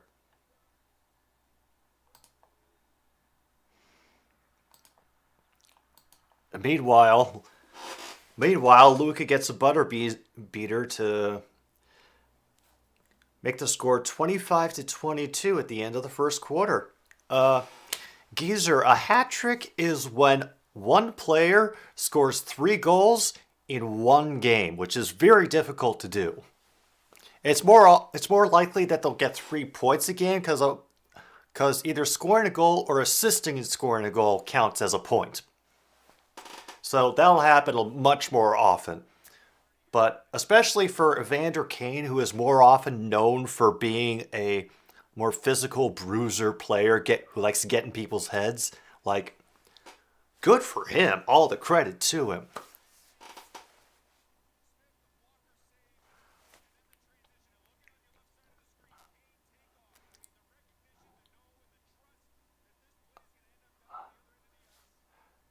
Yeah, and that was McDavid to Kane. Wow.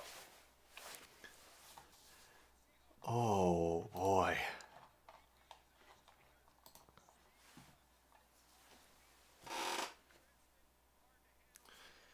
Wow. This is...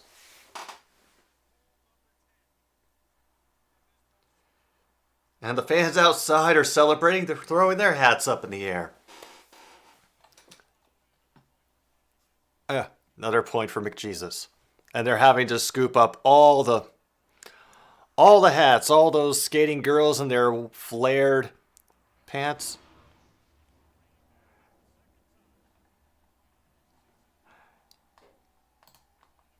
Oh shoot, the Mavs have taken the lead now, 30-29. Woo!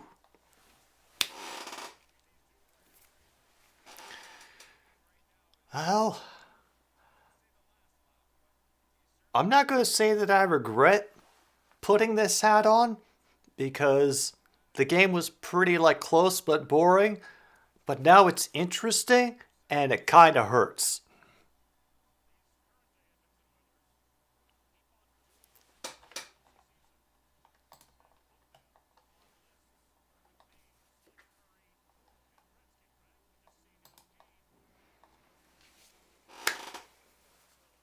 What did Tom just tweet?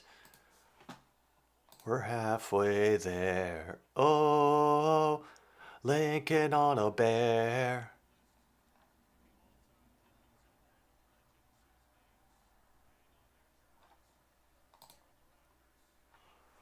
Yeah. Oh, ODB.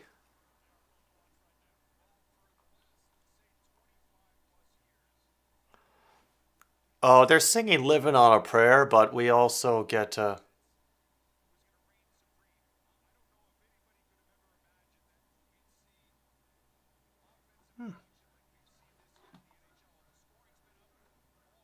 yeah. I haven't heard of Moss. The game we always played on our playgrounds was 500.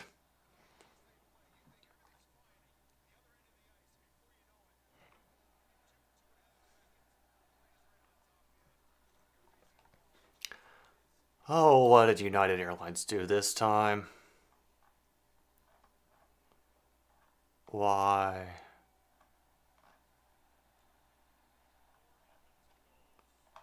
Oof. I'll save that for another time.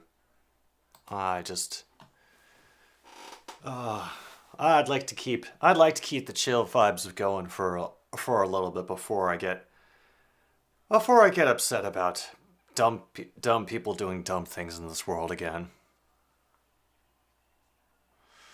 Oh, Calgary, I feel so bad for you. And they try to set up a little stick check, drives them out of the Edmonton zone. They have to regroup down at their own end. Gets sent ahead, and nearly good shot, but a good save by Smith, hugging the post. Flames are desperately trying to get anything past Mike Smith, but they have had no luck so far.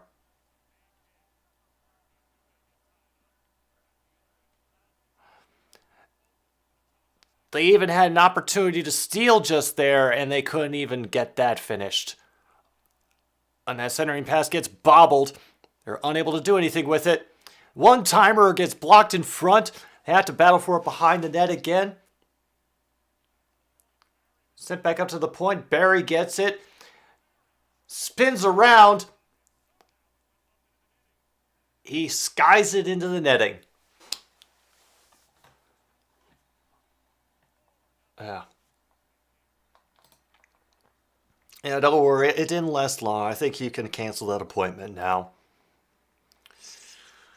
Yeah, Calgary does not look good right now. I am not feeling optimistic for their chances, and that's very sad, but they are getting just on outpaced. Ugh.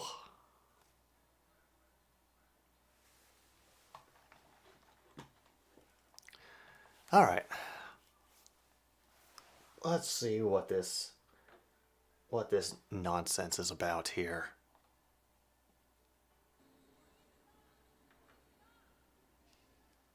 Whoa.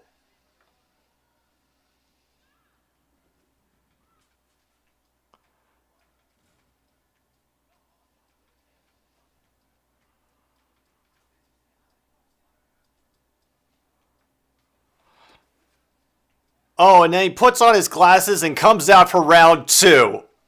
Oh my goodness. I'm looking at the video. You want more?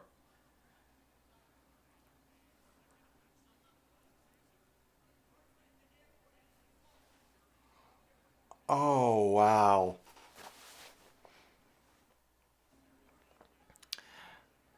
Sorry, I just this video that's for that Tom ended up posting of the United Airlines employee slapping somebody in the airport and then getting angry because he got his clock cleaned by a passenger.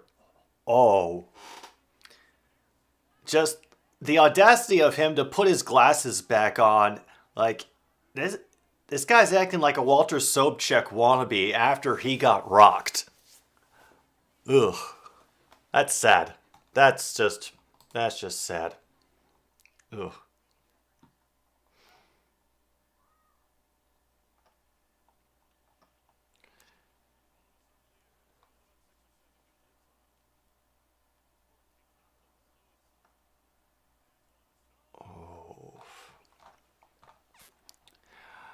Well, oh, I bet we're going to be seeing that tomorrow night.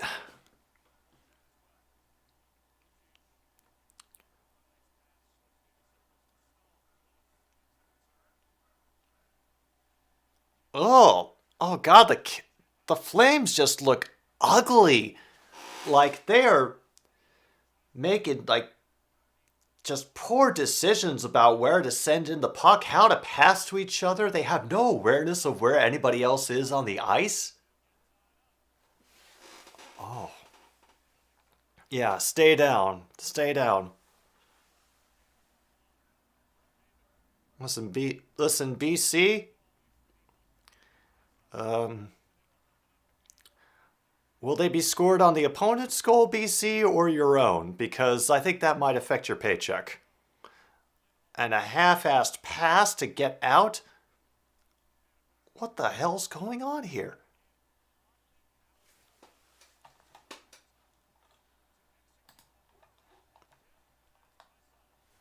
Oh, and now we're under 3 minutes to go.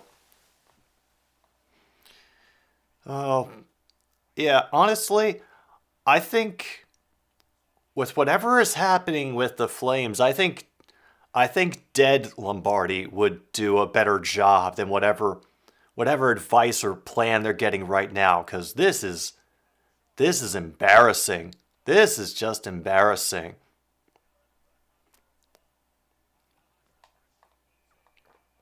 Well, glove save made by Markstrom. That'll stop the clock. But you score them against opponents. Unless you play the Rangers, then you'll get them many goals.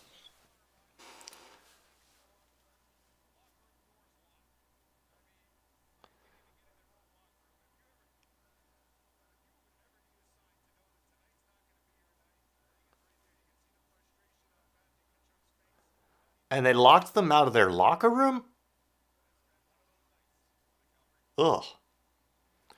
Okay, the fact that they had that clip ready to go WWE style worries me just a little bit.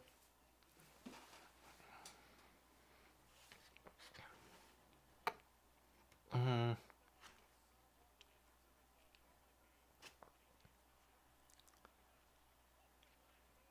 Uh, yeah, Adam, I appreciate the enthusiasm, but you know, as I have learned, there are some experiences that weed just does not mesh with. And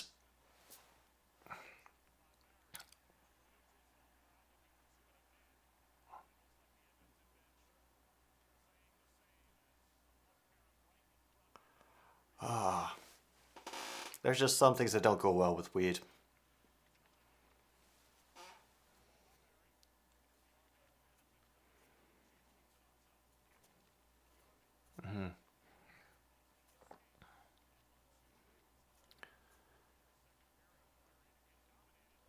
BC,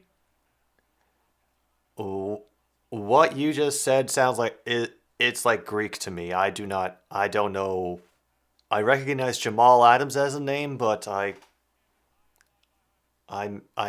completely missed that. Meanwhile, the Oilers control the puck again down in the Calgary end.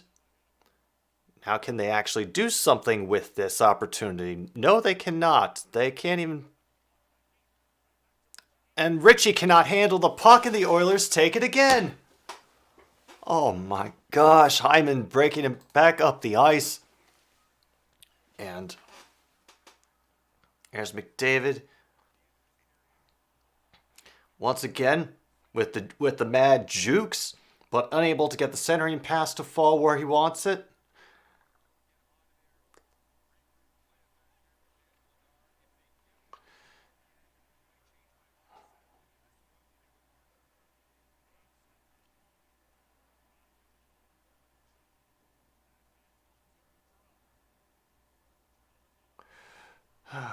They wanted another one for Evander Kane. They were chanting when he And those two were another great saves by Smith. Oh, not get his stuff. Okay, so what happens was the New York traded Jamal Adams out. They locked him out of their locker room so he cannot get his stuff. Ooh. Yeah, Calgary needs a lot. Calgary needs a lot of things right now. Maybe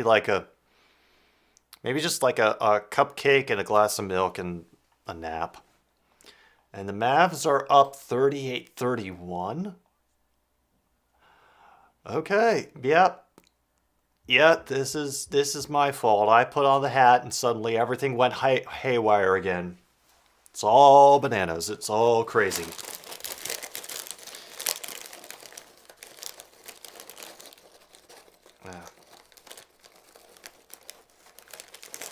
Yeah, right now, William, I would not trust that lead either. They have not shown that they can after last night, I'm not sure they will have to work extra hard to hold on to it. Oilers win that shot wide from the blue line. Will eventually be recovered by the Flames, and they can't even get a good setup to go down for the last 5 seconds of the game. What? Nope. That'll do it. Yeah, it's not the cursed Michigan hat. You know, I don't bring that out except for when I know it can't destroy anything important. But oh boy. Oh, this is kind of ugly. Yeah. Well, yeah, when I thought this was going to be a low-scoring game. Yeah, I remember that. And the Flames have got a lot to do in the third period. Ooh. And I'm not sure they can. The way the Oilers' defense and the forechecking has been and how the players have been positioning themselves perfectly to keep so many shots from getting even anywhere close to Smith.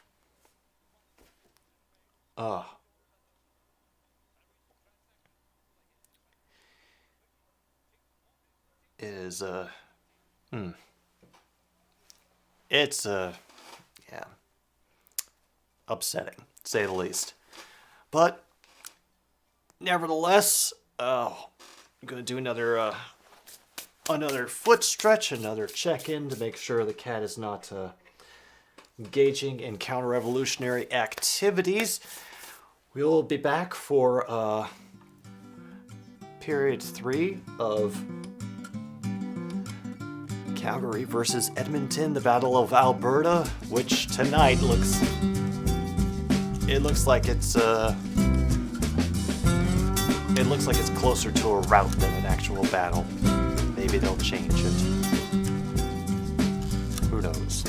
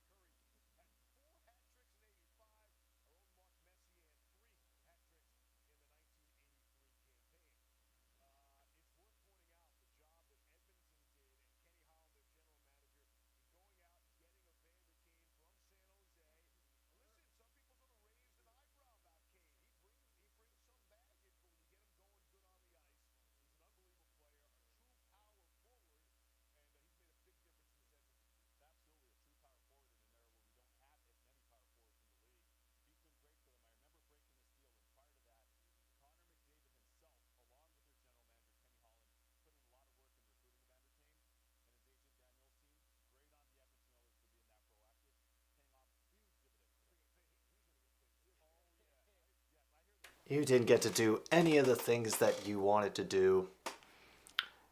It was a wreck. Yeah, I figured it out, Drunken, thanks. But at least there is Cat, so I don't care. Be sure to like and subscribe, by the way. Hit the bell for notifications.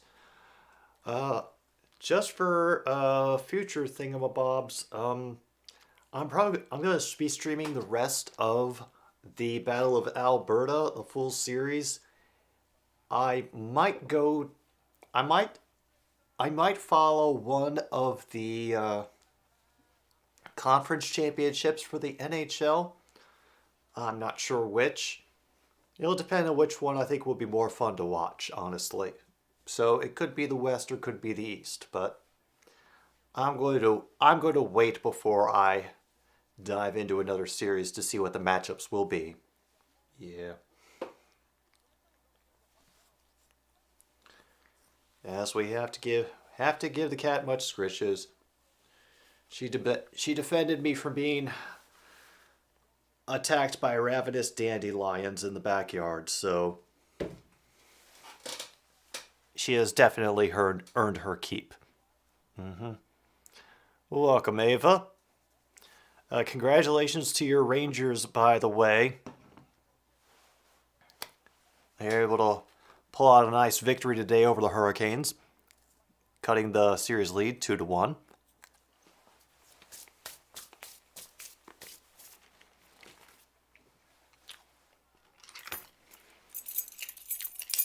Meanwhile, I'm just sitting here, chilling on my chicken-flavored crackers. Once again, loyal sponsor of another stupid sports show. And in the spirit of this series in which we find ourselves involved, some good old Labatt Blue. Woo!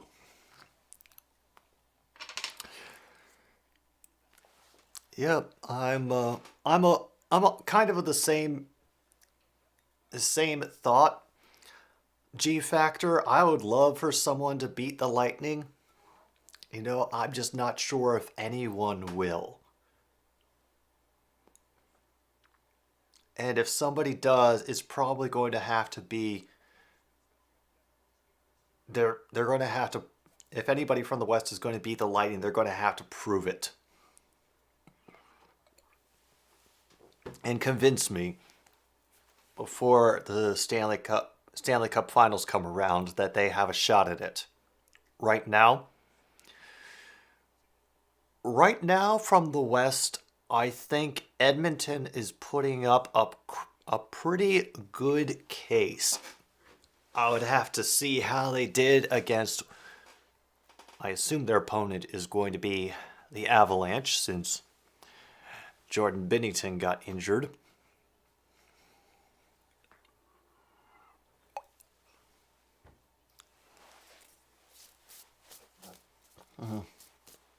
Are you not? Just from your end, Ava, do you feel better about the Rangers facing the Lightning, or the Rangers facing the Panthers?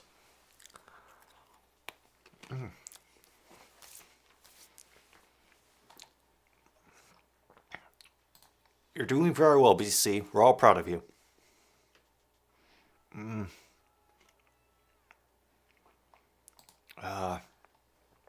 Don't put that voodoo on them, G Factor. We don't need to be starting curses on this channel, or even making up fake curses. That's Urinating Tree's job.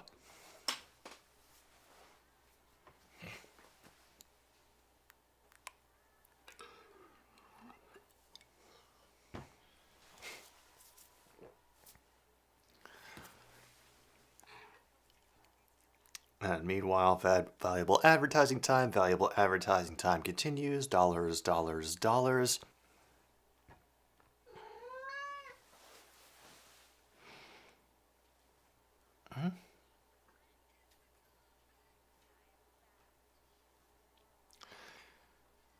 Well, Well, honestly, from what I watched of the Hurricanes Rangers game today, Ava, Carolina did not look good. And I have no idea why. Either like New York had been just rattling their heads for the entire game. Well, BC puts it better. They took they took control today. That is the best way to put it. They took control. So we'll see whether this becomes the permanent state of being for the Rangers, or if the Hurricanes can take control back.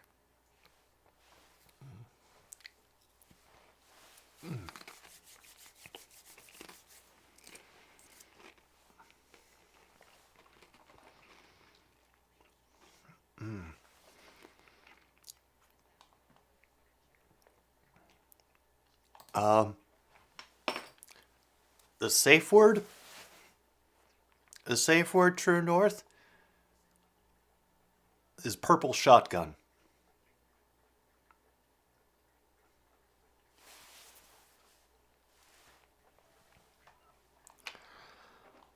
Uh-oh.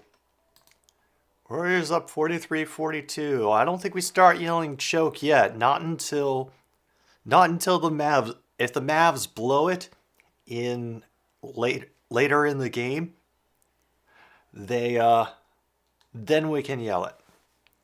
See, still don't know if they'll be able to beat either of the Florida teams, Lightning or the Lightning. The Panthers are starting to rev up. No, they're doing a lot. They've done a lot better this season, but they're currently getting smacked by the Lightning. Well, and Rangers got the forecheck going. Defense were there. Forwards were shooting. It's the only one I can remember. That's the only reason that that's the safe word. It's the only one I can remember.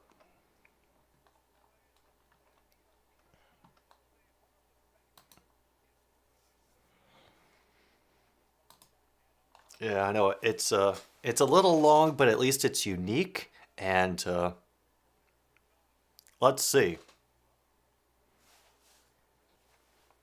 Testing it.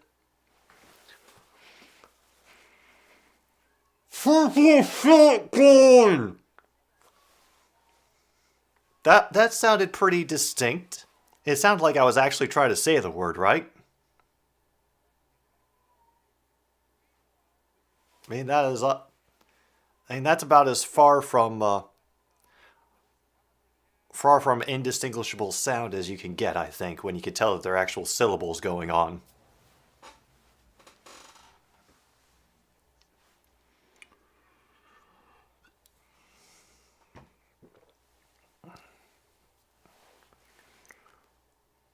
Yeah.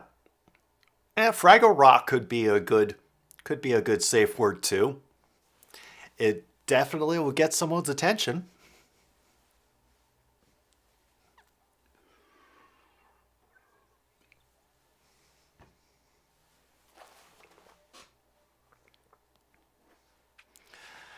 Ah, is this the point when the chat starts getting weird?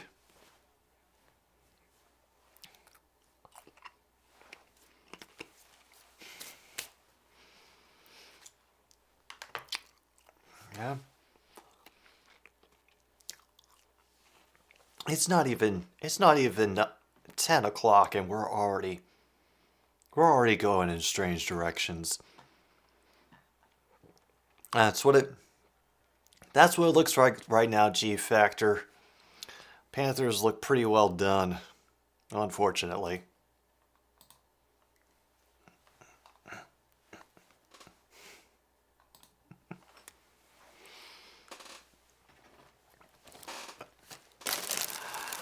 Ah, I do have to think.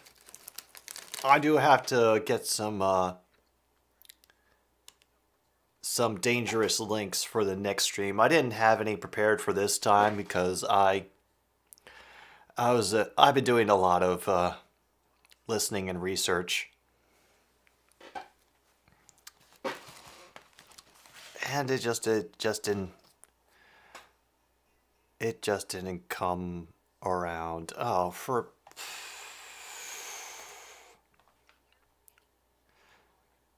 damn it. Damn it, St. Louis fans. Can you not? Can you just...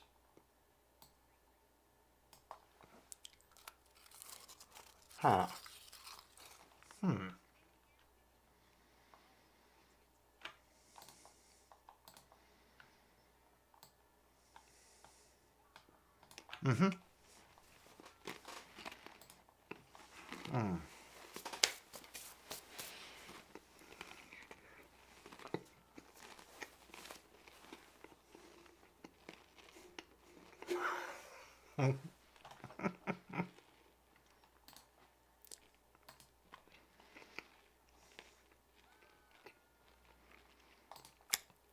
Ooh.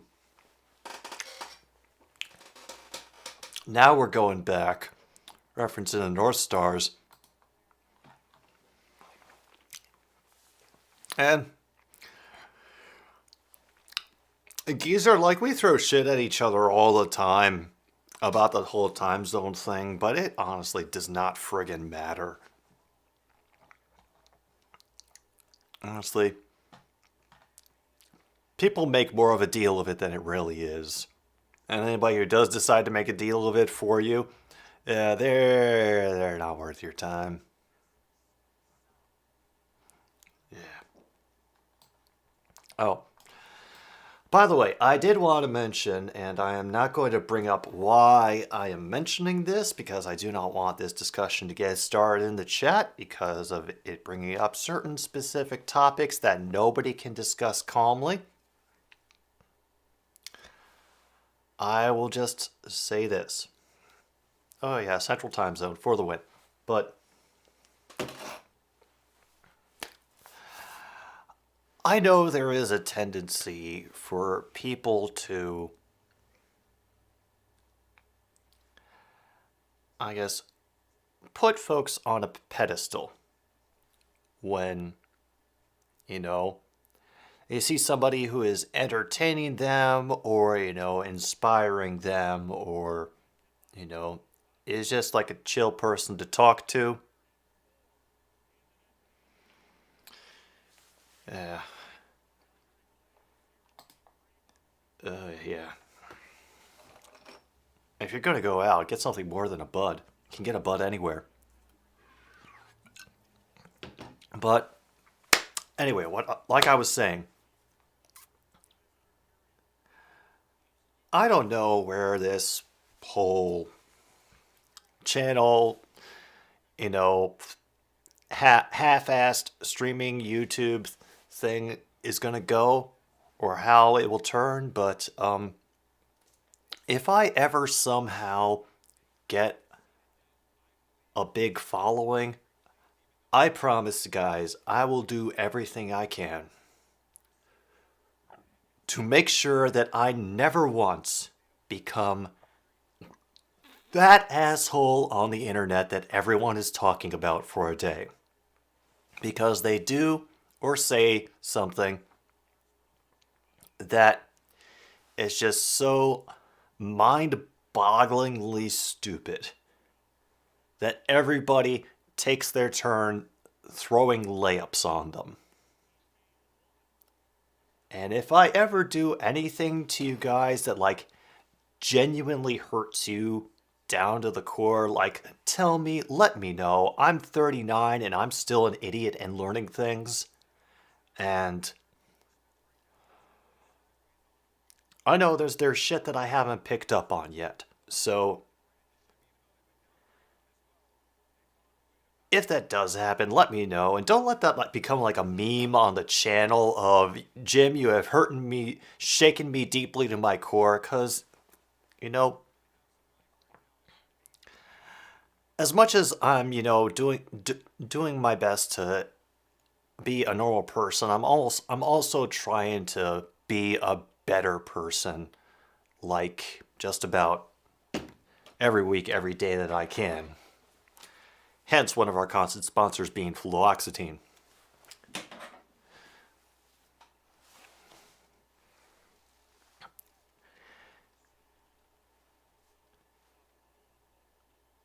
So, yeah, that's all I wanted to say. Third period started, by the way. Whatevs. Um,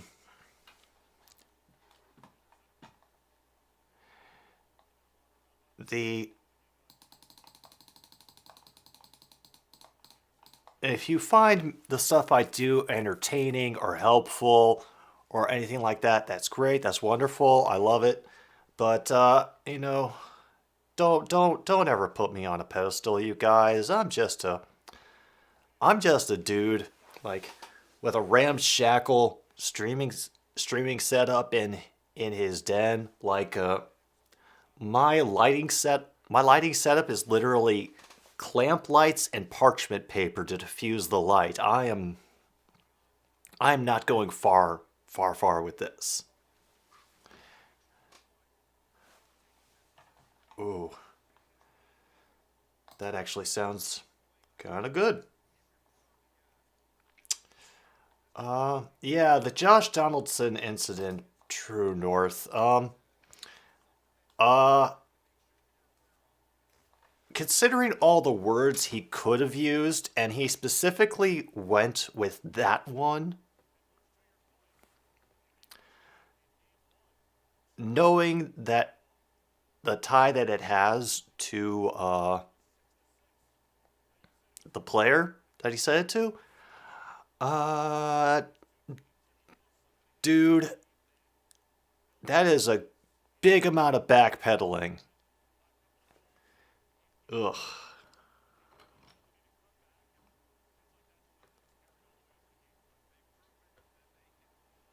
Yeah.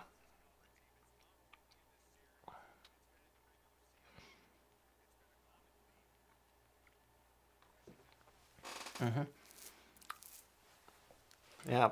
Well, it's like I said, BC, there are any number of words he could have used to get his go. And sometimes, let's just say, people like to use certain words, but a different intent behind them.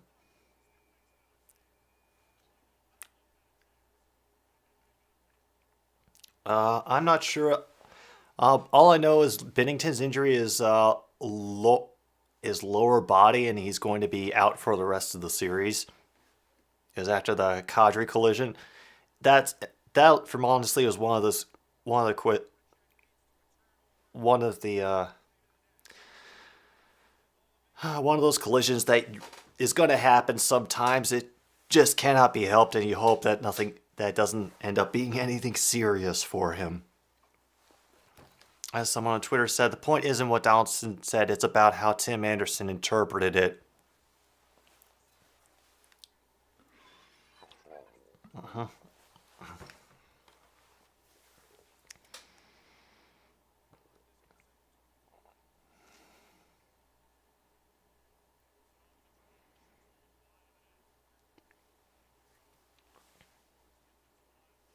Yeah.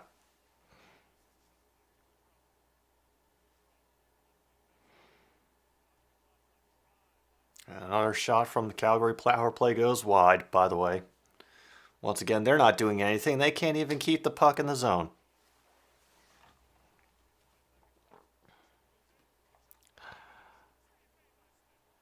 I think the thing that worries me the most about it is that people will use it, that it'll be like the whole Brandon thing, that idiots will start using it as the new undercover slur. Honestly, John, I don't I don't think I don't think it's a dirty play. Honestly, from what I saw, it did not seem he lost control. He lost control at a certain point when he slipped. And Usually when people are making an intentionally dirty play, they don't put themselves in positions where they too can get hurt, which he very much was doing when he was sliding like that. Oh, now the Flames are actually doing something. They're actually getting shots on goal, but Oilers get physical with them and move it out of the zone with 8 seconds to go in the power play.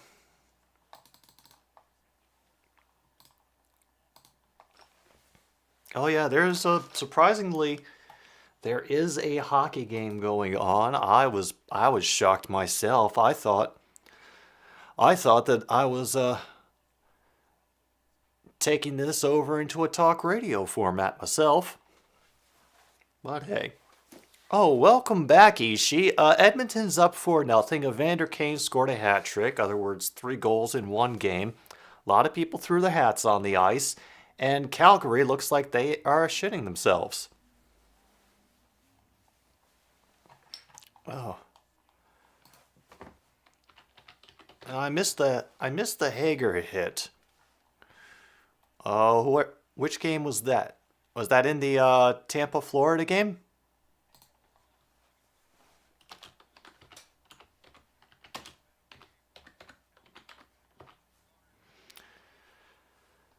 Meanwhile, once again, Oilers control the puck. 14 minutes to go.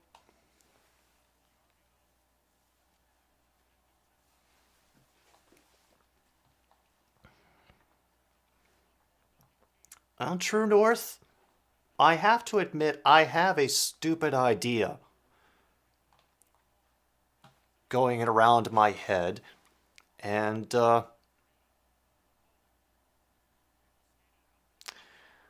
well, I might be testing it out in a future broadcast to see if it's practical and if people enjoy it.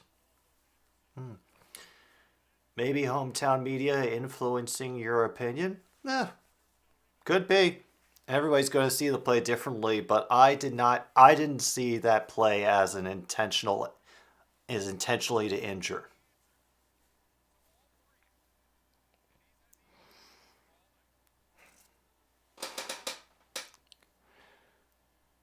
Ooh.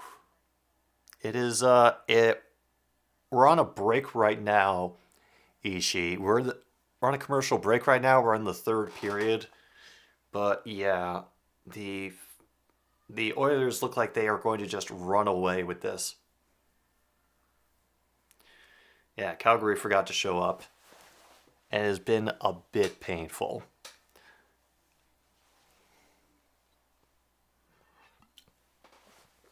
Yeah, so how is it going in the Warriors game, by the way? Does it look like the Warriors have momentum, or does the game appear like it's going to be a scrap throughout?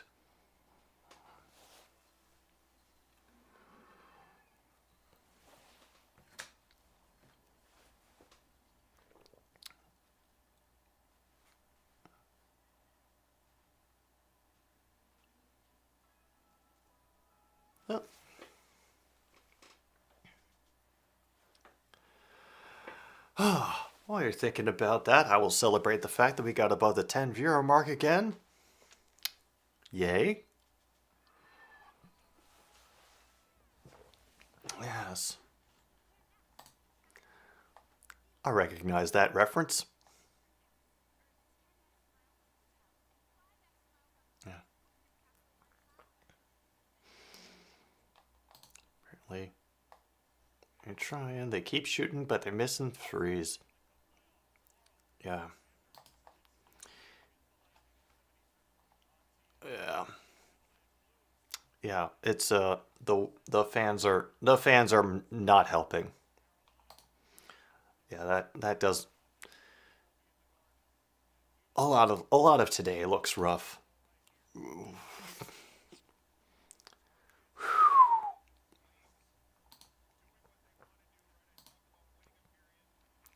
It is. I got people falling all over themselves in the Oilers goal crease. Puck ends up getting cleared again as a foot race. Or skate race. Just a race. to get the puck. And what?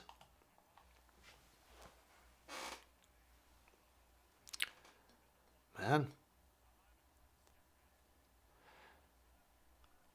Oh. Can't that be like a team technical or something if the fans are interfering with the game? I would hope something like that would exist. Uh, you know.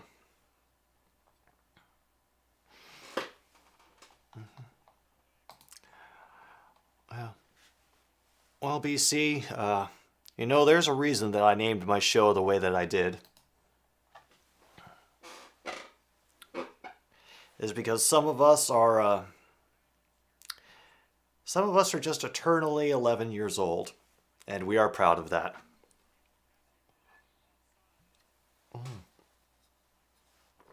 Well, what do you know? Calgary's sort of caught up in the shots on goal department. Good for them. And also currently it's 50-47 Warriors over the Mavericks. Aw, True North, he's spoiling me again.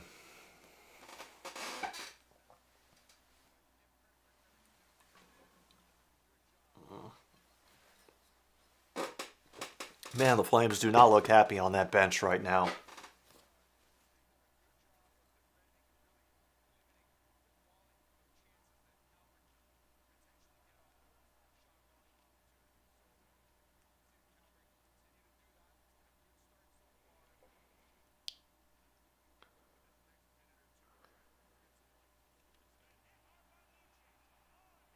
Oh boy.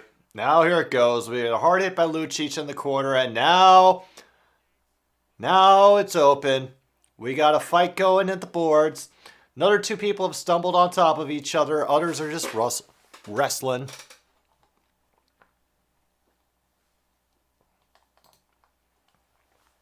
Yeah, it's a mind thing.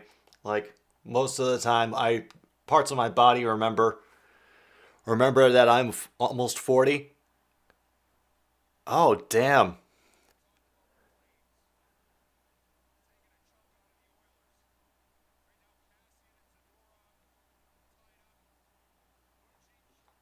Ah. And Lucic is out of the game. And the fans are flipping him the bird. As we would expect. Excuse me.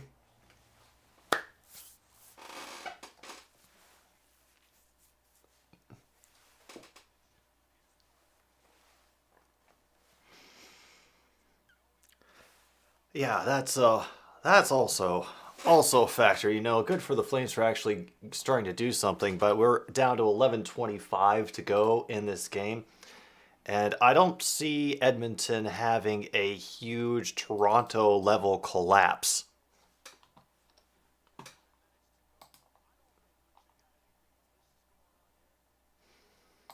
Mm-hmm. Me neither.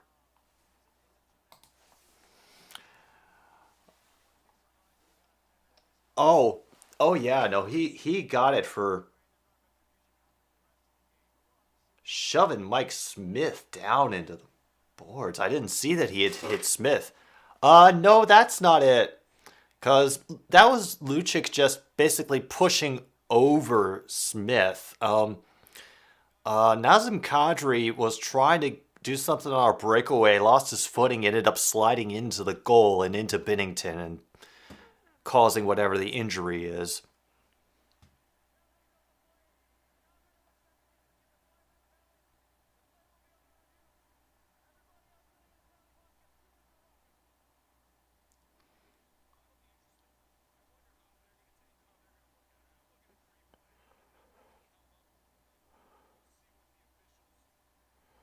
Oh, they're going to review it now, the 5-minute fighting penalty.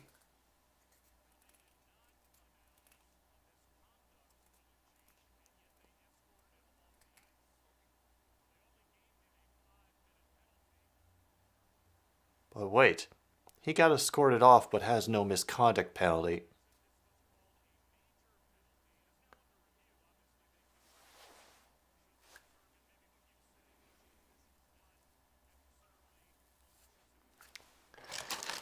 Well, now that things have gotten interesting, it seems like as good a time as any way to put away the crackers.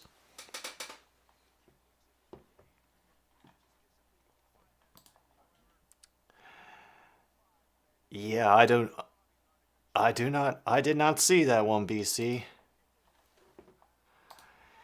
Angie'll probably coming in later once she figures out that the game might be over. By the way, third period sponsor for this Another Stupid Sports show is our good friends at Legal Coffee, the Mexican instant coffee, 99.5% guaranteed to not contain crystal meth.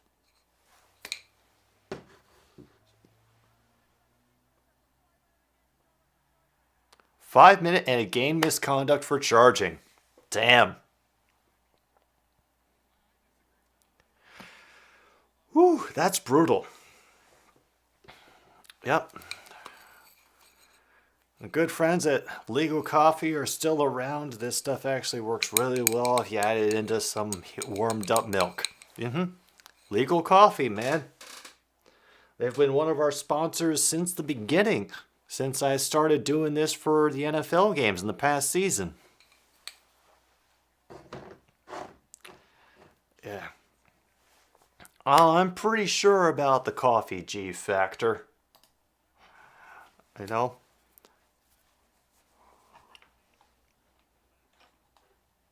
Oh no. Yes. Yeah. You know, it's like that jagged metal O in the box of Krusty O's. And Smith has gone to the dressing room for examination. Ooh.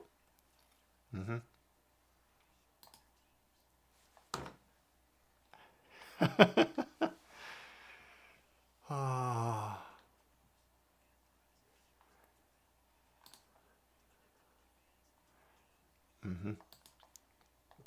Yes, this is the only legal coffee. Don't worry, Ishii.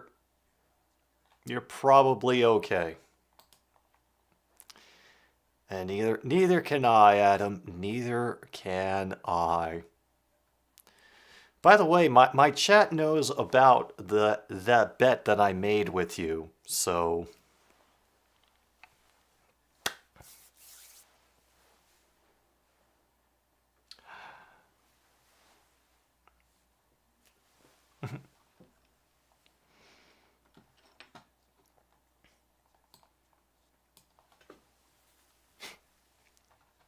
I'm not saying that we're wishing the for the Vikings to finish last in the standings, but you know, we'll get a rather big kick.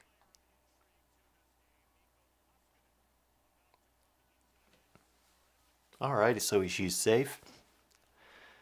And of course, if the Vikings do not finish last, I have to get him some butt cakes. Yeah. Yeah, Ishii, it's all about whether or not the Vikings finish last in the NFC North. Ooh.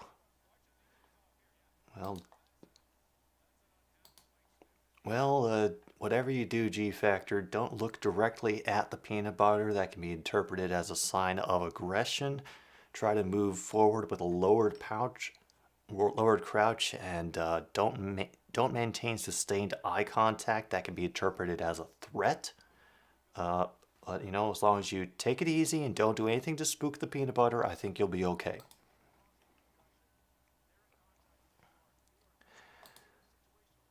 And Adam, oh, that's so nice of you, Adam. Oh, ah, I'll gladly take a loss in the wild card, cause hey, that means we're going to the playoffs.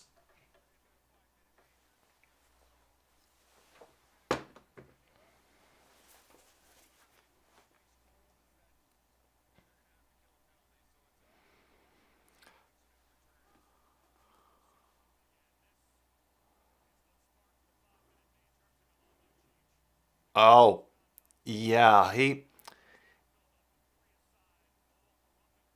yeah, it looks like his skate got twisted in a very odd way. Ew. Yeah, lots of guys in that box.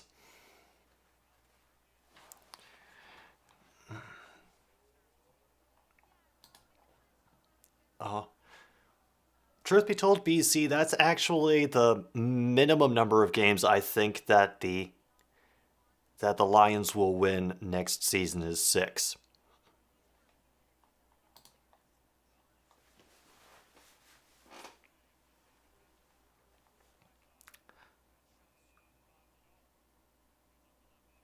Oh, new goalie is in for the Flames, Ladar.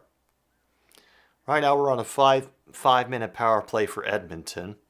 Yay.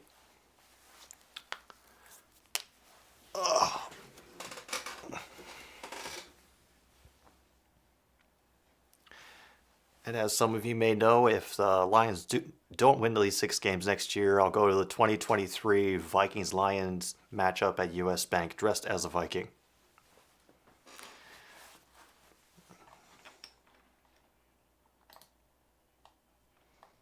Oh, thank you, G Factor. I appreciate your optimism.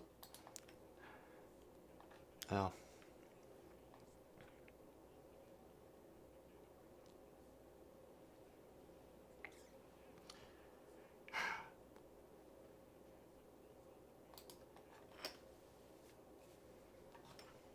nice. Up, down to 4 minutes now. The Oilers still haven't scored yet. But I'm sure it will happen soon.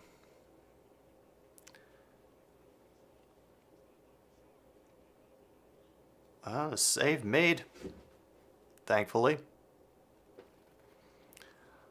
Um,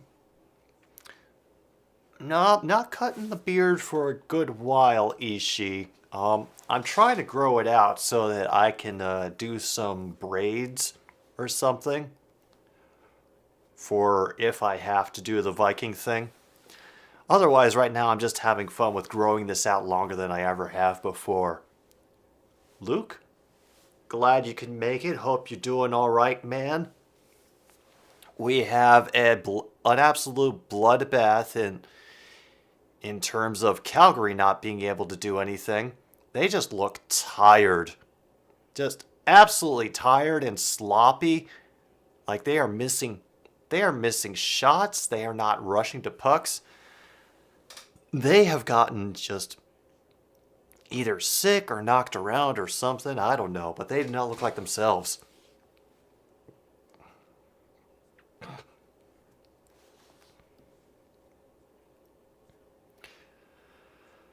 Well, at least they've killed off about half the penalty now. Okay, Luke. So, I saw that the cars went vroom today, Luke, and that certain cars went vroom in certain way that caused other cars not to finish. And I saw that you nominated a certain driver for, driver of the week. Yeah, Edmonton wants pizza. And we have a penalty on Connor McDavid. He's going in for hooking. 2 minutes of 4-on-4 time. Wow. Oh, you know, Kung Fu, if Baker comes to Detroit, man, I will become afraid for this season. I really will. Because the last thing that this team really needs is a quarterback battle.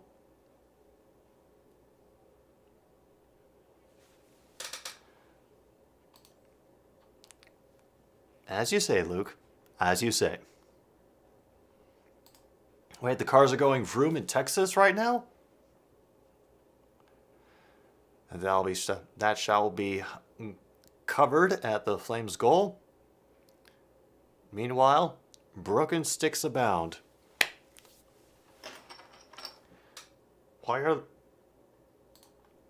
Why are the cars going in a room in Texas right now?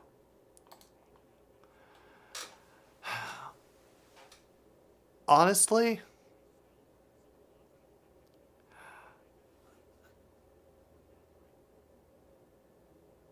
because it doesn't seem like something that this management would allow to happen to distract from just getting their shit together for the season.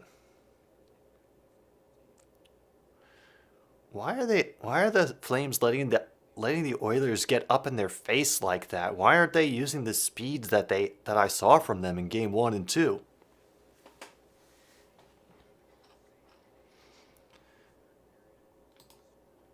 Yes, we do have the Tim Boyle laser show, but we're keeping him for the special Disney ending in case we make the Super Bowl run, so we can put him in to kneel on the last play.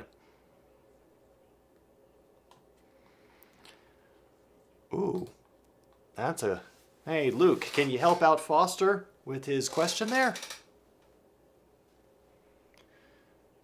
Still 4-on-4, Edmonton racing back up the left side.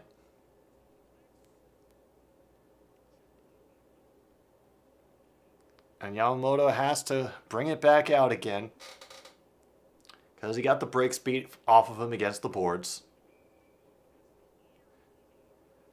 Ends up shooting it right into the net again. There will be a face-off in the Flames' end.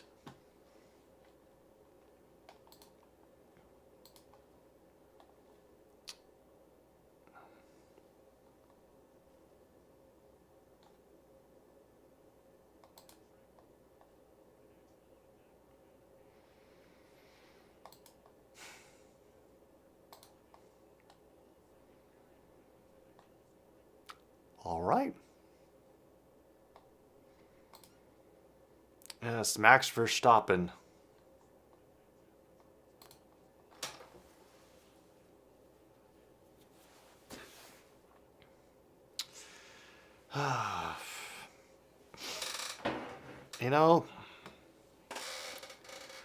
I should at this point, after years of modding,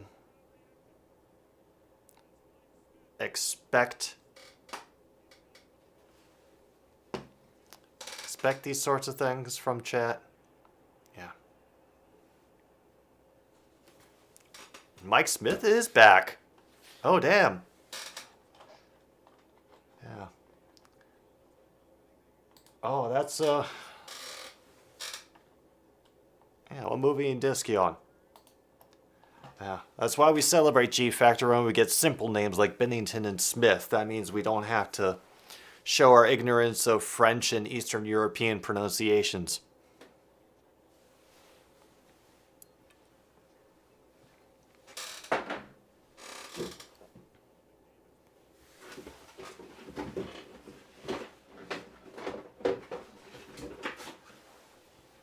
Woo!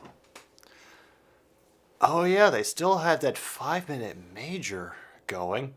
Not for very long, though, because McDavid is out of the penalty box. In fact, there he is taking the puck right now. Woo! Oh. Getting close to 6 minutes to go in this third period. Looks like Calgary is taking this one home. Oh.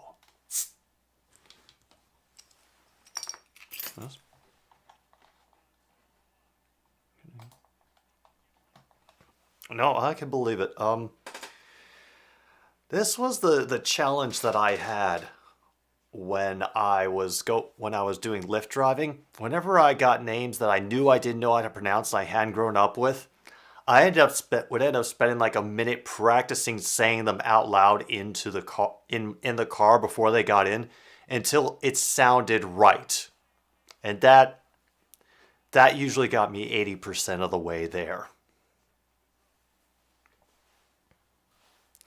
Oh no, I don't know what's wrong with Calgary. Like, they have been sloppy and slow all game. They've been just getting pushed around by Edmonton. I do not get what happened today.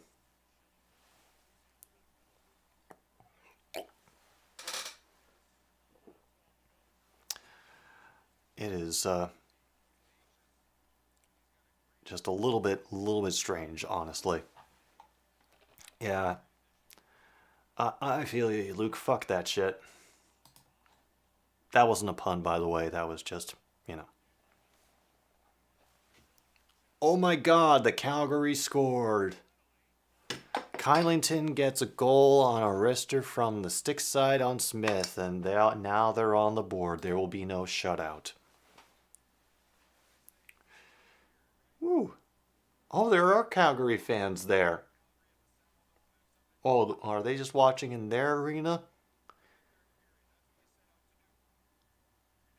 They must be, because there were lights going on those fans, and they wouldn't be having special lights going in Edmonton for our Flames goal. So, woo.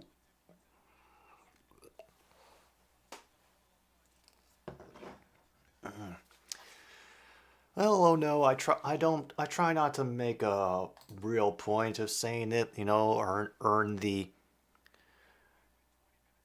profanity, as I say. Calgary scored on the 69th shot. And Edmonton scored last night on the 69th shot. So basically, we have what we would call a very nice series going on here.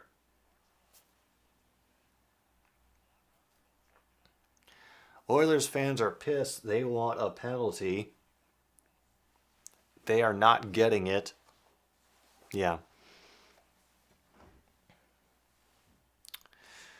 Oh, a bunch of nice people here. You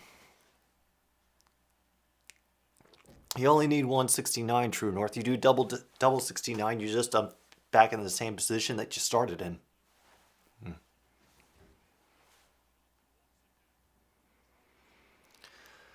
And busted centering pass for the Flames once again. They have to regroup. There's a broken stick on the ice, and that centering pass just gets sent all the way down. Ugh. Yeah. That is a threesome of niceness, Zach. Yes. Everyone gets free condoms for whichever Planned Parenthood hasn't yet been set on fire.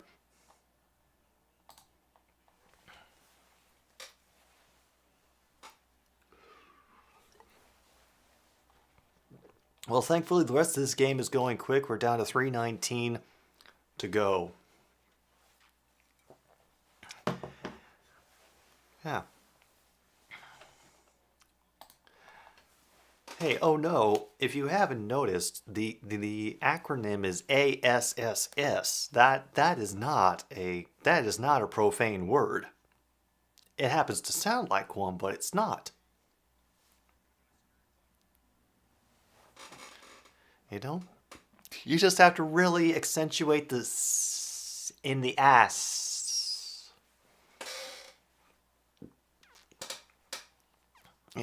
Pronounce that extra ass the same way you would pronounce the 3 in Henry.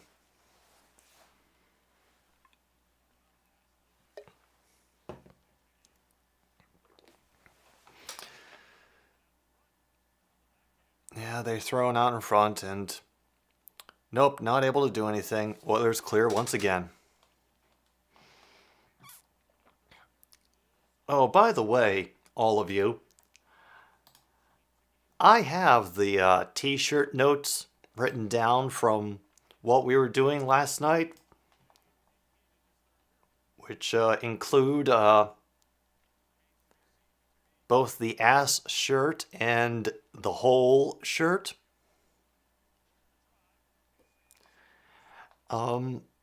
These are going to happen. They are. I just have to figure out what design I want. Because, Warriors are winning 69-59. Yes, this is the double entendre series G Factor. Just in case you didn't know, I do have a store for my merch, but there was only one shirt on at this time, and I made it intentionally very, very, very ugly because I figured if Tom Brady could sell his stupid shirts with just a couple of letters on them and charge $50, then I could throw out a quick hack job of a t-shirt and make some money off of it. But the other ones will be coming. I decided that I like the ideas enough. They will happen. Now I just need to make sure that they happen right. That's all.